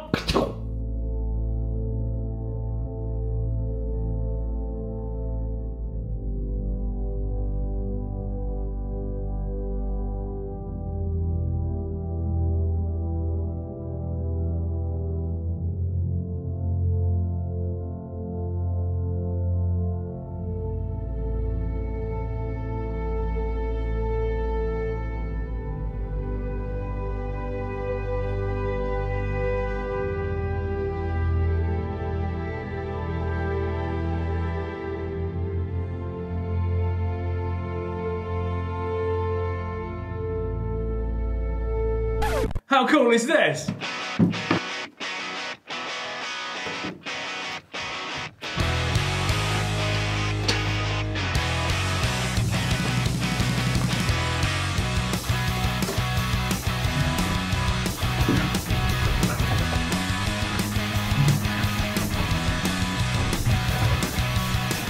Yes, we've finally got a section finished. From the shed to the house, done. Now I've put the carpet down, it completely changes the feel of this place because beforehand, because I've been building this in sections, it's always felt like different bits all added together because, you know, the floor down there was a bit dirtier, you know, then there was another bit of carpet, then there was plain boards, and then there was this bit which wasn't finished. Put the carpet down, the whole thing feels like one continuous tunnel. So, down the bottom we have the little alcove where the hydraulic pump and everything sits. That's staying, not changing that. Then we've got the hydraulic winch. Of course I'm not going to take that off because we're going to need that still. We've got the ladder up to the shed. The rail track, which is used for the minecart, I've hooked up on the side here, so when we need that we can just unhook it, put it back down on the floor. We've got plug sockets going up a room, because remember all the electrics and cables and everything are all underneath the carpet and the floorboards. We've got the predictable, love the predictable, should you all subscribe? Predictable, never wrong. And then of course we've got this little alcove here, which is where I'm going to put the hydraulic press at some point. And then we've got the stairs up to the cupboard in the kitchen. Now, I'm particularly pleased with my cupboard in the kitchen, with the tiles and the shelves and everything. Looks absolutely fantastic. But I will remind you, the floor is completely removable. It's just bolted on so we can take it out, because there's a lot of people saying, Colin, you should put a lift in, you should put a fireman's pole in. This is all still possible. And of course, if you've got any other ideas, stick them in the comments. But of course, the other question is, Colin, what is this gap that you've got here? Okay, so what we're going to do with this is basically we're going to continue digging to the front of the house. At the actual front of the house, I want the car to come up at the drive. So you could drive on, go down, get out the car, and then get in the house, bunker, shed, whatever, all from tunnels. Oh, how cool would that be? Now, another thing I get asked is, other than why have you done this, is surely it's quicker to walk out of your back door and across the yard to the shed than what it is to come down the steps, along the tunnel, and back up the steps again. Well, it probably is, but let's time it.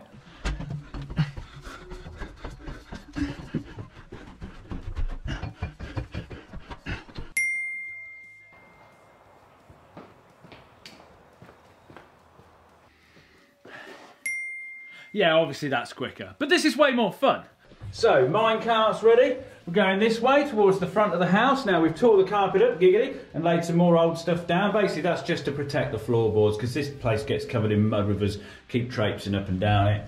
Empty buckets ahoy! Hydraulics are all set in here ready. We've put a new cable in this morning because this had so many joins on it because of all the stages, so we've lashed a total new one right up to the pump. Right, this way. Righty-ho, it's back to the tunnel, there we go! It's been a while.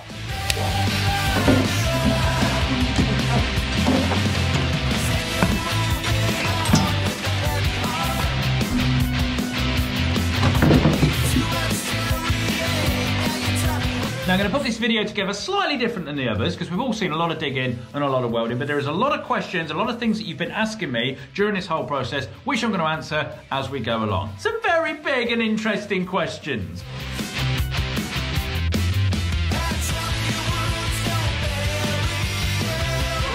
Now, it's always quite tricky in these early stages of building a new section after you've just concreted, because these lower parts, you've got nowhere to push the hydraulics up against to push them out the way. So we've had to kind of compromise, put a bit of metal across the tunnel on the other side and push against that, which worked very nicely. Oh, that's what we like to see.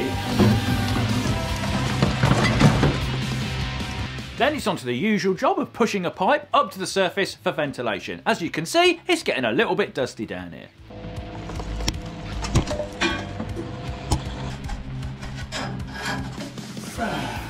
Oh, I can see daylight.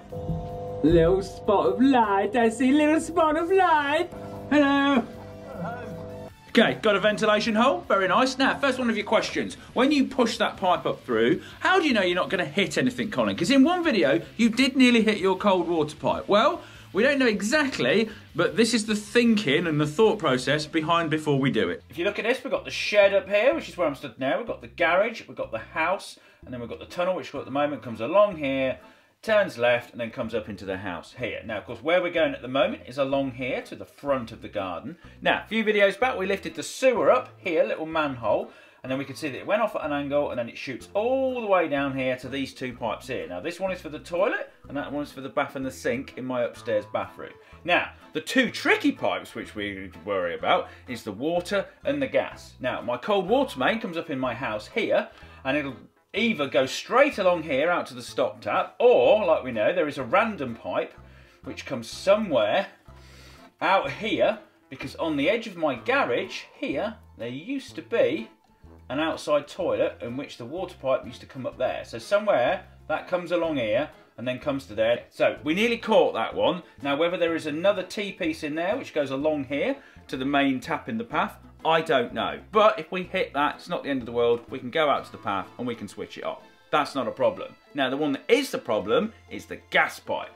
My gas meter is here, just behind the wall where the tunnel come up. We did see that in the last video when we dug it all out. You could see it go in and you could see it go under. And it is not very deep. It literally looks like it's about 3 or 4 inches below the concrete. What we've done, we've dug a little bit of a chase out of that concrete and we've found it so we can see where it is, and then we've chased it along so we can see where it curls round and then starts to go straight out to where the main gas pipe is in the road. So we think, well, we don't think, we know, then it comes along here, and then it turns about here, and then it goes off in a straight line, and off it goes. So we can see that one.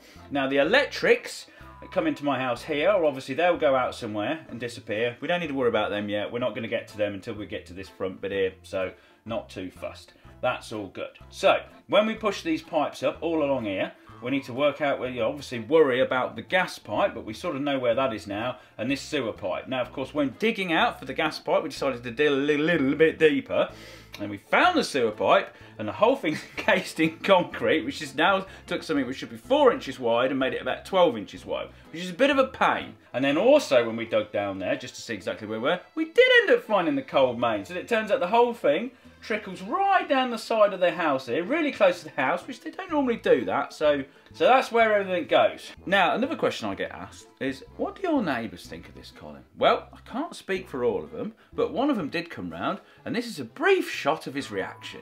How the f*** you did all this? Yeah? And you never see anybody working here? You want to go down? Fucking right I am. Oh my God. There was a lot of swearing. Now, I'll upload the rest of that as a YouTube short because the whole thing was filmed in portrait. Okay, got another 2.5 metres this way. Progress is good. Now, just a little thing on the mesh. I basically used the 2-inch mesh on the ceiling because it's kind of big enough that the concrete can go all the way through it, but small enough to stop enough rubbish and stuff and to still support the ceiling and all the rocks above it. And then, of course, we use the inch mesh on the concrete down there because that actually holds it back. But, of course, we want the cement to go through it up in the ceiling to meet the clay above it. Right. Packing my things again, piece by piece. Right, start getting a bit of the steel in. We've got the floor down. Very nice, Colin. Now you may notice up here, what is all this? Expanding foam. Well, there was a tiny little bit of a gap where the cement like come down underneath the house foundations. There was a little bit of like a 1-inch or 2-inch gap at one point where it didn't quite rise up and meet the clay, which is obviously not very good. Now, we did experiment. We're trying to pump concrete down there with our little air-powered concreting pump device, but all we did is just spray it everywhere and get a complete mess. So instead, we've chucked a load of expanding foam down there, which is not my favourite material ever, but it's better than having nothing and having a little bit of a void. So we've done that, we've sorted that out very nice.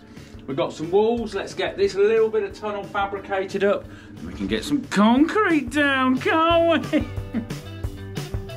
Walking away again, I'm not surprised, but I had to come back to talk to you. Will I get it?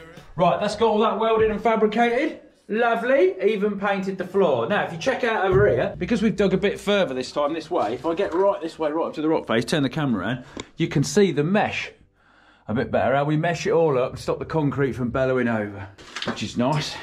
Now, this is the side where the house is, so we've got a nice big thicker bit here. That's like at least 12 inches all the way down there. That's a foot, 30 centimetres, 300 mil.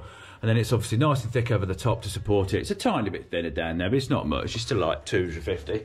So there we go. Right, let's get some concrete in. And also, somebody watched the last video from Jerafix and they've sent us a proper concrete vibrator. It's got all sorts of funny attachments on and everything. Thank you very much. If you own a company, of course, and you see me struggling with something, send away.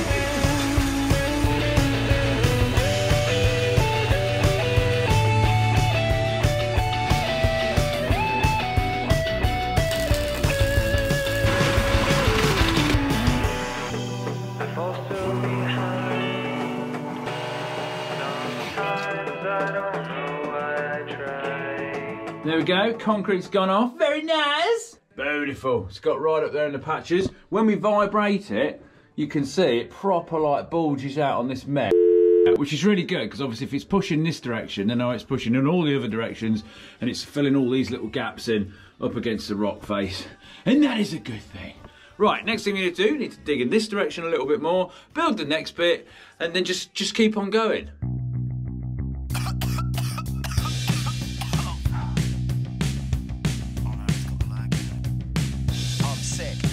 Sick, I got COVID and it gave me the ick.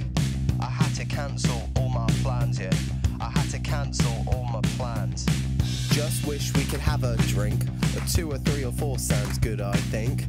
And we be feeling pretty... Now, somebody else has said, Colin, that crack that you found way back in video 2, whatever was that? Did it ever lead anywhere? Well, it turns out those cracks, once you get down to about 3 metres, you literally find one about every metre, every 1.5 metres. And if you kind of look at this quarry, which is only a few miles away from my house, you can see the rock seams, basically how they form in like kind of big segregation bits and cracks and stuff. Now, a little bit higher than that, up in the top bits, I think they're still there. They just get filled with all the soil and clay, which gets washed down from above. But the draft that comes up it is still really, really odd because, you know, I've tried to show you with some smoke plug, it does waft up, especially if you're opening and shutting the shed or the house door above. It really creates an updraft. So where they go, I don't know. They probably travel for miles in one direction and then come out at the side of the road or something. Who knows? But yes, we haven't found a cave yet. Every time I reveal one, I'm kind of hoping that it'll have some big expanse and cave, and then it will save us a whole lot of digging, but it's not happened yet. Never mind.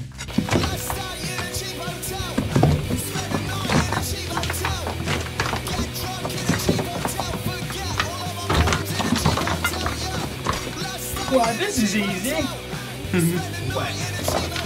Oh. So then, Con, this is a very good opportunity for another question. With all this digging, have you actually found anything of interest?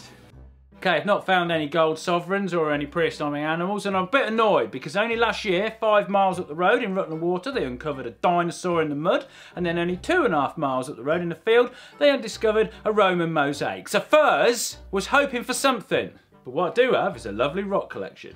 Now, first off, we've got this one here. This was basically found on the edge of one of those cracks, and I presume all the water's come down and it's kind of sucked all the salts and stuff out of the rock, and it's made like this weird spongy stalactite mess on the side of it. And I saw this quite a bit, but this is definitely the best one I've managed to retrieve, and also like the most vivid one, so that's pretty cool. Now we've got this. This was in between a massive rock, and it's split open, and it looks like it's a shell compressed in the middle. Is it a shell? I don't know, let me know. It kind of could be a shell, but then why isn't there more shells? And then we've got these dark bits that you see in the rock here. That's basically where leaves or foliage has come down, got squished in, rotted off, and then kind of imprinted itself on the rock. Again, I'd come across that every now and again, but this is the best one I managed to get at. But we've got this. This has got to be a fossil. Look at this little spiky thing sticking out here. What's that? Back of a stickleback fish or something? That looks pretty cool, doesn't it? Oh, come on, geologists, let me know. But of course, best of all, what we find most exciting is quartz, which is basically like a naturally forming crystal, isn't it? There's some really good bits we found. Look, there's like glistening in there. This was the biggest single bit I found. I was pleased when I saw that. I was like, whoa, it's like Minecraft in real life. But we've got these little bits here. Look, this is a nice little dagger head one, which is nearly all quartz running through that. Oh, that's lovely, Colin. And then we've got this bit where it's like, they don't really form in lumps. They kind of go in seams and wrap round in bits, and like it's like they're veins of quartz. But there we are. So no dinosaurs and no Roman burial sites or anything like that, but that's probably a good thing, because we'd have old Tony Robinson and Time Team up here stopping us, wouldn't we? We don't want that. Right, let's get back on with it. Right, next stage, all dug out. Brilliant, brilliant, brilliant. Now we've got a little bit missing out here. Took a bit out of the frame. There's going to be a permanent vent which comes down here into a little box into the tunnel, because obviously up till now we put the vents up to the top, which we then used to pour the concrete, but of course we do need some permanent ventilation down here. So this is going to be my low level ventilation. It's going to be a little box, and I'm going to put a Hauser fan in it, and then down the other end here, right down here, once this bit heads out into the garden, I'm going to put a high level vent which will come up here and go straight up the side of the shed, so it will have high and low level ventilation, and therefore will sort of self-circulate. Now, whether that'll work over such a long corridor, I don't know. Right, let's get this bit framed up, steeled up, make that boosh.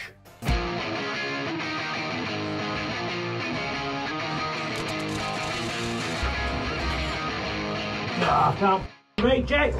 Totally should have welded this pipe on the top of that before I put it in.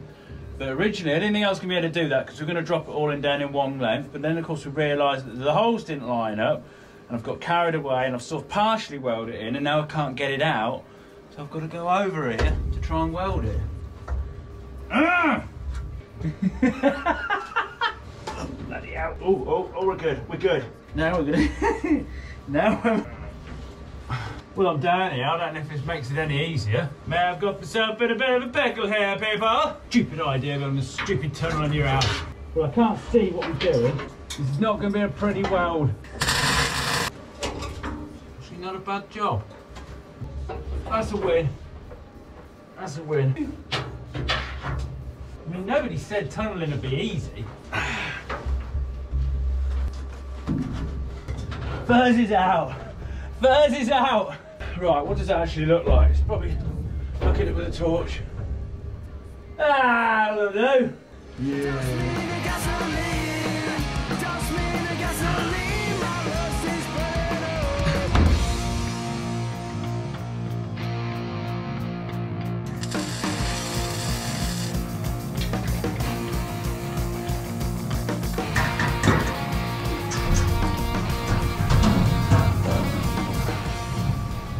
Okay, that's this section sorted, just ready for some concreting. Got the mesh up, all ready for that. Now, if you want to know the job I hate the most, it's putting the mesh up. It's a horrible job, it's finicky, you've got no room, I hate it. Right, the box here is ready for the fan, but I'm not going to install the fan yet because at the moment it is better off sucking the welding fumes out of the top of the tunnel rather than blowing fresh air into the bottom. But in terms of ventilation, there is actually a natural draft which comes through it. If you've got the shed door open and the pantry door open, as you can see from this wonderful smoke experiment, there is just a natural breeze which comes bellowing through. And if it's a hot summer's day, it's a nice thing in the kitchen, but in the winter, I'm not going to want that, so I'll keep the doors shut. Now, it's good that we have proper ventilation because as you can see, these walls are bare steel, and a lot of people ask, Colin, why do they not go rusty? Well, basically, when we finish fabricating, I get a brush on a grinder, go over the welds, get some WD-40, spray, rub, and it gives this wonderful mill scale finish, which everybody loves, and there we go. And the bunker was done like that 8 years ago, and that hasn't gone rusty, so I'm happy to go with that. Right, let's get some concrete down and cement this bit up.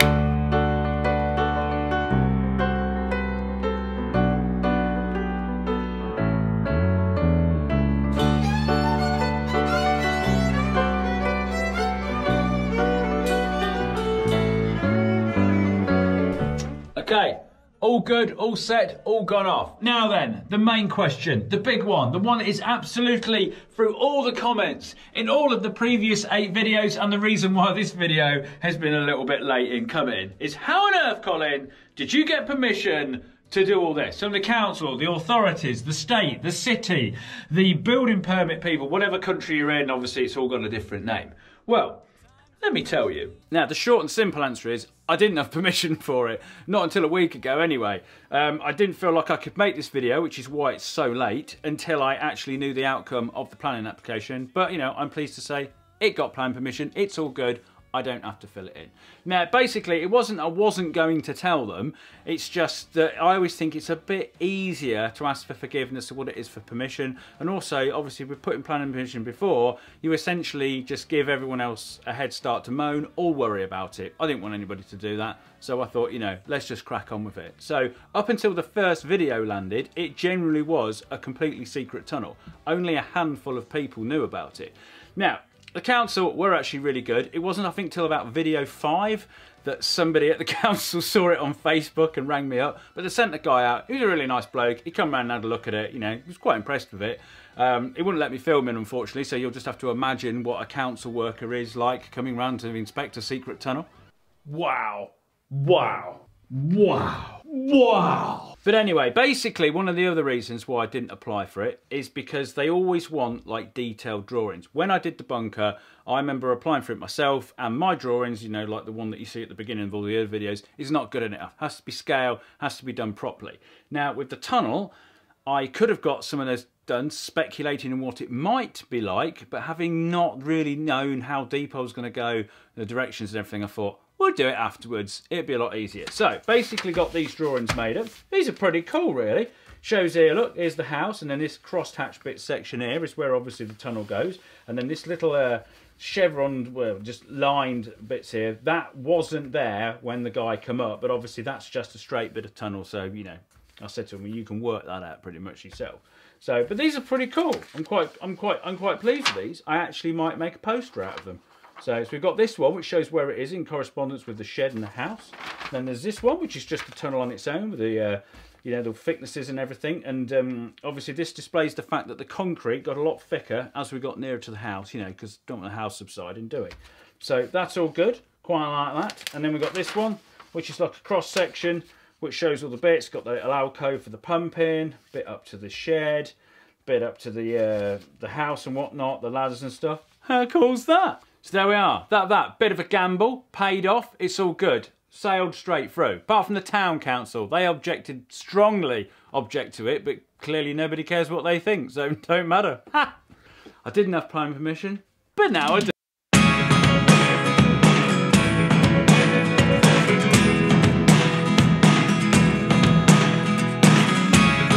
Never really know what's going on. Look at me sometimes like all you want to do is run. Hear me out, hear me out. If all the things Loose, like really loose. It's been easy. Just get your bits in. Get your bits. People are in. Look, look. The whole lot's just another bit gone. All under here. Look. Look. Nothing. If ever there was a cave, oh, there's a nice drop. Oh, better go and get me. Better get me torch. Oh, been asking for a cave, and I might be. Now it's not gonna be a full cave that we can walk around in, but it might make a nice shoe cupboard. A shoe cupboard. Oh, got my torch. Oh, the frame rate, don't like this torch. I'm gonna go and get a better camera. Okay, we've cleared it out a little bit more. This is officially definitely the closest thing we're probably gonna get to finding a cave on this project. Obviously, it's not the massive room I hoped for, but it is a slot which goes horizontal rather than vertical. And it is quite deep, it does go quite far, because if I get my 6-foot spirit level, look, I can pretty much disappears all the way in. God, so it goes right across. And like I said before, it does go under my house, that does. It's not a dinosaur, and it's not a huge extra room, but it is still pretty cool. Right, I'm going to need you back now. Continue digging, Colin, continue digging. I filled up my 14 tubs, and Rick's not even got back with the last 14 tubs yet. Look, I'm on fire. Need a third person. We've got Freddie, the neighbour from up the road. Now, he's not my exact neighbour in the fact that he's not joined onto my house, he's a few doors up. But he's the most interesting bloke on the street to come and have a video, because you all liked him last time. But he does swear a lot. Give us the shovels, let's get a bit of... We've got one on your side. Here, hold it. This is a muppet shovel. Get hold of the thing, here. Wait a minute, I can't waste my clothes. Yeah, but I'm not used to work with a little muppet shovel. Not. You've got to have the merch on. Furze Mining Company t-shirt. Look, one of these. Well, you can't be down here wearing whatever that is. That's warm. 20 What? quid. Well, my head in the oven. No, it's just been in the cupboard upstairs, but you know, we are experiencing a heat wave at the bit. You said you were a medium. That's just medium, isn't it? Medium. It can't be a medium. Look at it, it's like a blooming dress. I like them like that. I like it long anyway. See link in bio. Get the out. I've been trying to do it silent, but the neighbours come down here making more noise. Come on, Fuzzy, you start digging. Yeah, all right. You've only been down here this morning.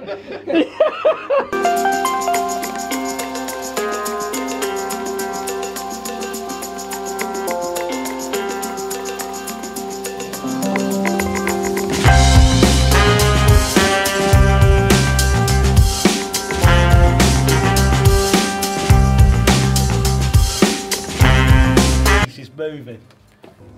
Look at that, look. Oh, look at those big bits, boy.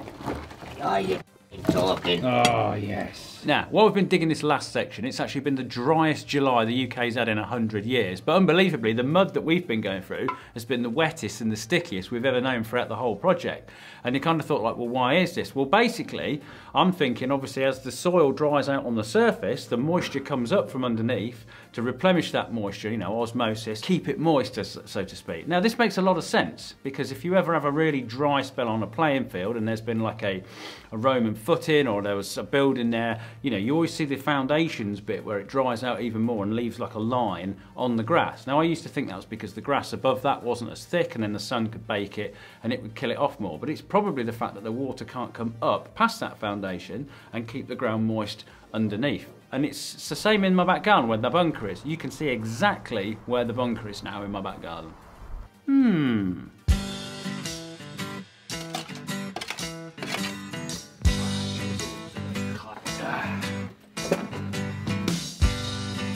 There we go. It's dug.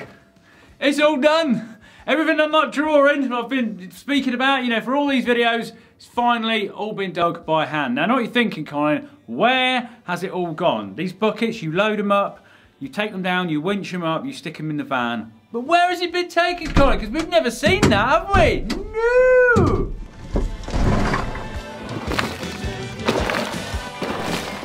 Now, this is a third of it, maybe a little bit less, but you get the idea. We've shifted a lot of rock.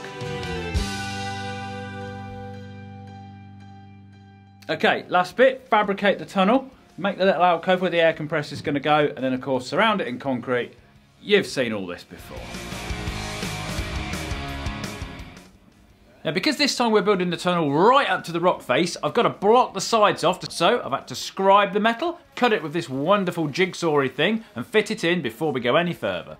You concrete holding back genius, boy!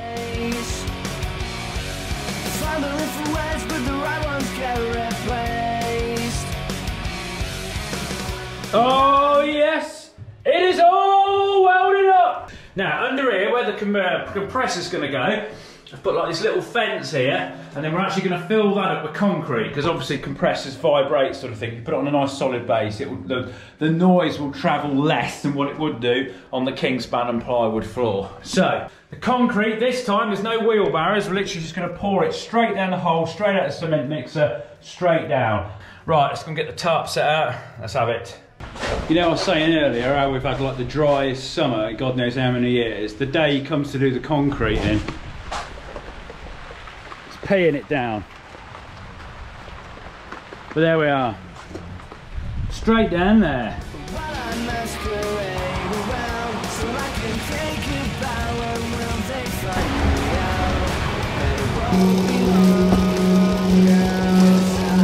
Oh, I got centered for. Right, that's got it all full. This one's up to the top. This one's up to the top, ready to be smoothed off and everything. Now we've got a little bit of the excess concrete in these tubs, probably way more than what we need to obviously take down and fill in under the air compressor. And we actually had a bit more left over this time. So I filled the JCB bucket up. But it's good to have too much and not too little. Concrete's all gone off. Now I've shown in previous videos when the concrete goes off it gets really hot. Well, this time it got really hot. The walls were 45 degrees, the air temp down here was 36 degrees. It was like we were having another heat wave. Now, concrete slab's all good. Where we're going to put the compressor, so we've got to get that installed. Basically now what we're going to do is all the little finishing touches. Tear the carpet up, giggity, get it all nice and clean, seal it all up, stop the moisture out the ground coming into the tunnel and kind of giving it like this fustiness. Clean the walls down, wax it all up. It's just finishing it off. It's the home straight now, people. Let's get it all looking nice.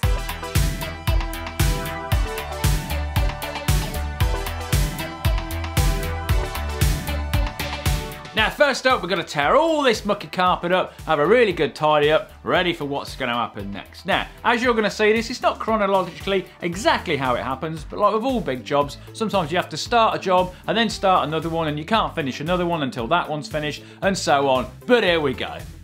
Now, first up, we've got a permanent fixture for the ventilation fan. So, after a bit of a measure up, a clean up with a wire brush, fully equipped with my safety squints, we then paint the back of the back box to stop any moisture causing any rust, and then it's onto the CNC plasma cutter to cut it out. But Colin never pressed record, so you'll just have to imagine what it looked like.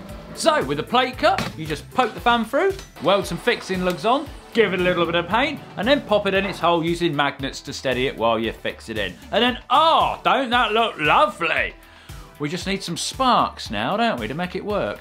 Now, before we start laying any cable in, we've got to lift up all the outside boards around the tunnel. And this gives us a good chance to clean some of them up, because at various times in the tunnel process, when we've had hot concrete going off, the heat from that has come into the cold part, caused condensation, that's run down and kind of made some of the boards a little bit damp and a little bit dirty. Running the cables for the sockets was pretty simple. We basically just laid it in that outside channel underneath the boards through the channels that we'd left. I mean, basically the hydraulics running it, and now the cables are running it, and then we'd poke the wires up to the sockets through these little ducts that we'd left. It's like we knew we were gonna do this. Now, to put the sockets on the wall, we use this amazing tool called a stud welder. And this basically flash welds a little metal stud onto the tunnel wall, so then you can put the socket on, screw it, bolt it on, it is nice and solid. Then, once I've got that sorted, I need to go around the whole tunnel, marking out where all the sockets on, stud weld them all up, and then thread the cables up and wire it all up.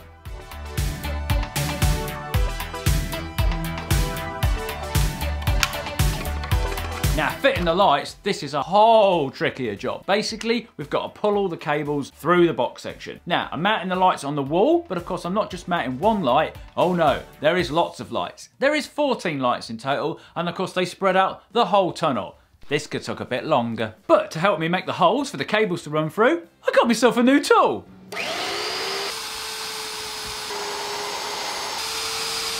Why did I not buy one of these years ago? This is amazing! Right, if there's anybody out there that's watched my videos and there is a tool which is like quite common, like a mag drill, that I don't have, that I should have, blooming tell me. Put it in the comments. Because this is amazing!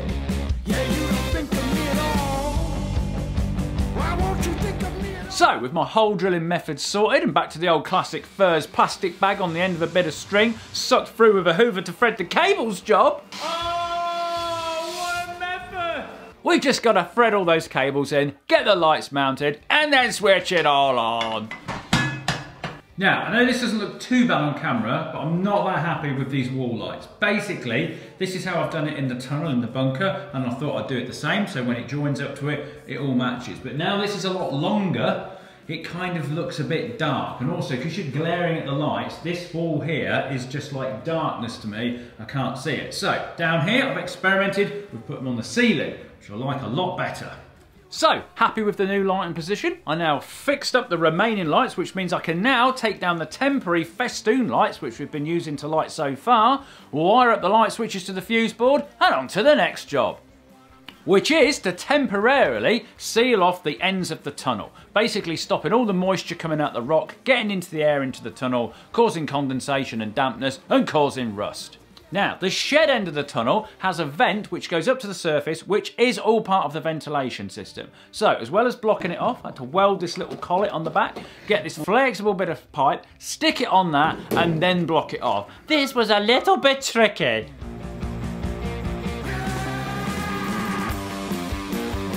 So, with all the main jobs sorted, it's time for a few small ones. Tidy the hydraulics up, remove the minecart railway, get rid of all the welder and the tools, lower the compressor down, put it in its position, plumb it up, and switch it on. Right, let's get that finished.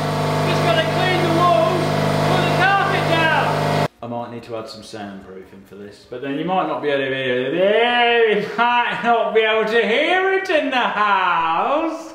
So, with a good steel brushing up of the walls, wiping them down, get them all nice and shiny, it's then time for one last hoover up, get some carpet down, and feel the luxury of a finished tunnel. Before you start a project, you've always got some idea in your head of what it's going to look like, but what you don't know is what it's going to feel like, being in its presence or using it. I've made vehicles and stuff which are super well engineered, compact, and they do exactly what I want them to do. But this tunnel is essentially just a corridor. It's got a warmth, it's got a sense of solidness. I don't know whether it's the lighting, whether it's the details, the stainless steel ladder, or whether it's the fact that it's got dark walls and a light carpet, which is the polar opposite to what you do in a house. But either way, walking through it is just absolute bliss. It is a wonderful place to be.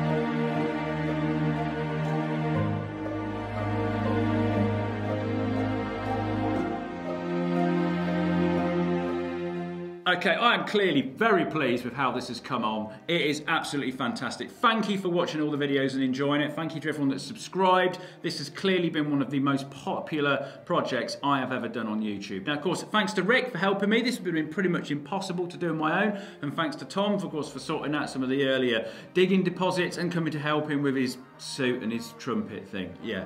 Right, now I've got a couple of stats because people are asking. So basically, this is just a rough estimate. There is 40 sheets of 4mm steel, 18 sheets of 2mm steel, 80 metres of 40mm box section, 120 metres of 50mm box section, and get this, there's about 444 metres of welding and about 75 cubic metres of concrete. Now, that doesn't include the frame which held the tunnel together while we were digging it. I can't calculate that anymore because I can't see it, it's all gone, and the concrete assessment might be wildly off as well because sometimes it just disappeared and then other times it would fill it right to the top. Anyway, this of course is just the corridor, the means to get to places. So what's next, Colin? What's at the end of these things? Okay, so the shed end of the tunnel is obvious. That's going to go down the bunker, straight down the garden, straight into the bunker, very nice. But on the way, do we stop off and do anything else? There is enough space. There's a question. But what about the other end? What about this car park you talk of, Colin? Wow, check this out. Pardon me, this is not to scale, but anyway. Okay, so we've got the DeLorean here. I do have a DeLorean, and this is where I want to put it because this would be so awesome. Right, so basically, we've got the house, we've got the tunnel here, which comes along from the front. This is roughly where it comes out, in between the house and the garage. So, I'd like to have a room underneath the front of the house here. It probably won't go the full distance right that way, but you know, pretty much along here. And then in here, we'll sit the car. Now, the big question with this is how do we do this up and downy bit? Now, the simplest way would just be a scissor lift. So it just goes up, and then you have the drive bit on the top attached to it. So the whole thing comes up, you drive off, drive back on, it comes back down again. But, come on guys, this is the 21st century. What happens if Colin comes in, drives in forward, lowers himself down? I don't want to be reversing out. So what I would like to do is to turn the car around in the room so when it comes back out, it's facing forward. Now this does pose a bit of a tricky problem because obviously if we do it right close, if the up and down mechanism is right close to this wall, you can't turn a car. You'd have to move it forwards a little bit or across, turn it round, and then bring it back again and then bring it up. Now the reason why I want this to happen over here as far as possible is because I don't want the car going up and down in front of my front door. And also if we have it happen over here, we might be able to fit 2 cars in here. So therein lies the complication, but I'm sure we can do it. Now, of course, there is scissor lift. We can have hydraulics right underneath it, dig down a bit further. It can push it right up from the bottom. You know, we could have a big arm up the side here, so the whole thing kind of goes up like a hand, and then maybe that could boom forward, spin it round, come back, spin it round, go up again. Oh, the questions. Now, if you've got any ideas of how you want to do this, stick it in the comments. Let's everyone get involved in this. This is going to be a mega project. I can't wait to come around the corner and just see the DMC sat there. It's going to remind me of that bit out of Back to Future 3 when it was buried for 70 years in the old mine. Oh, I can't wait.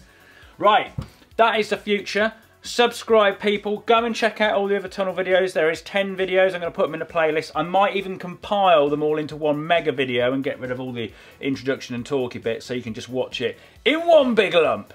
But there we are. Thank you very much for coming on the journey. It has been a pleasure. See you out. This is the future. Boom!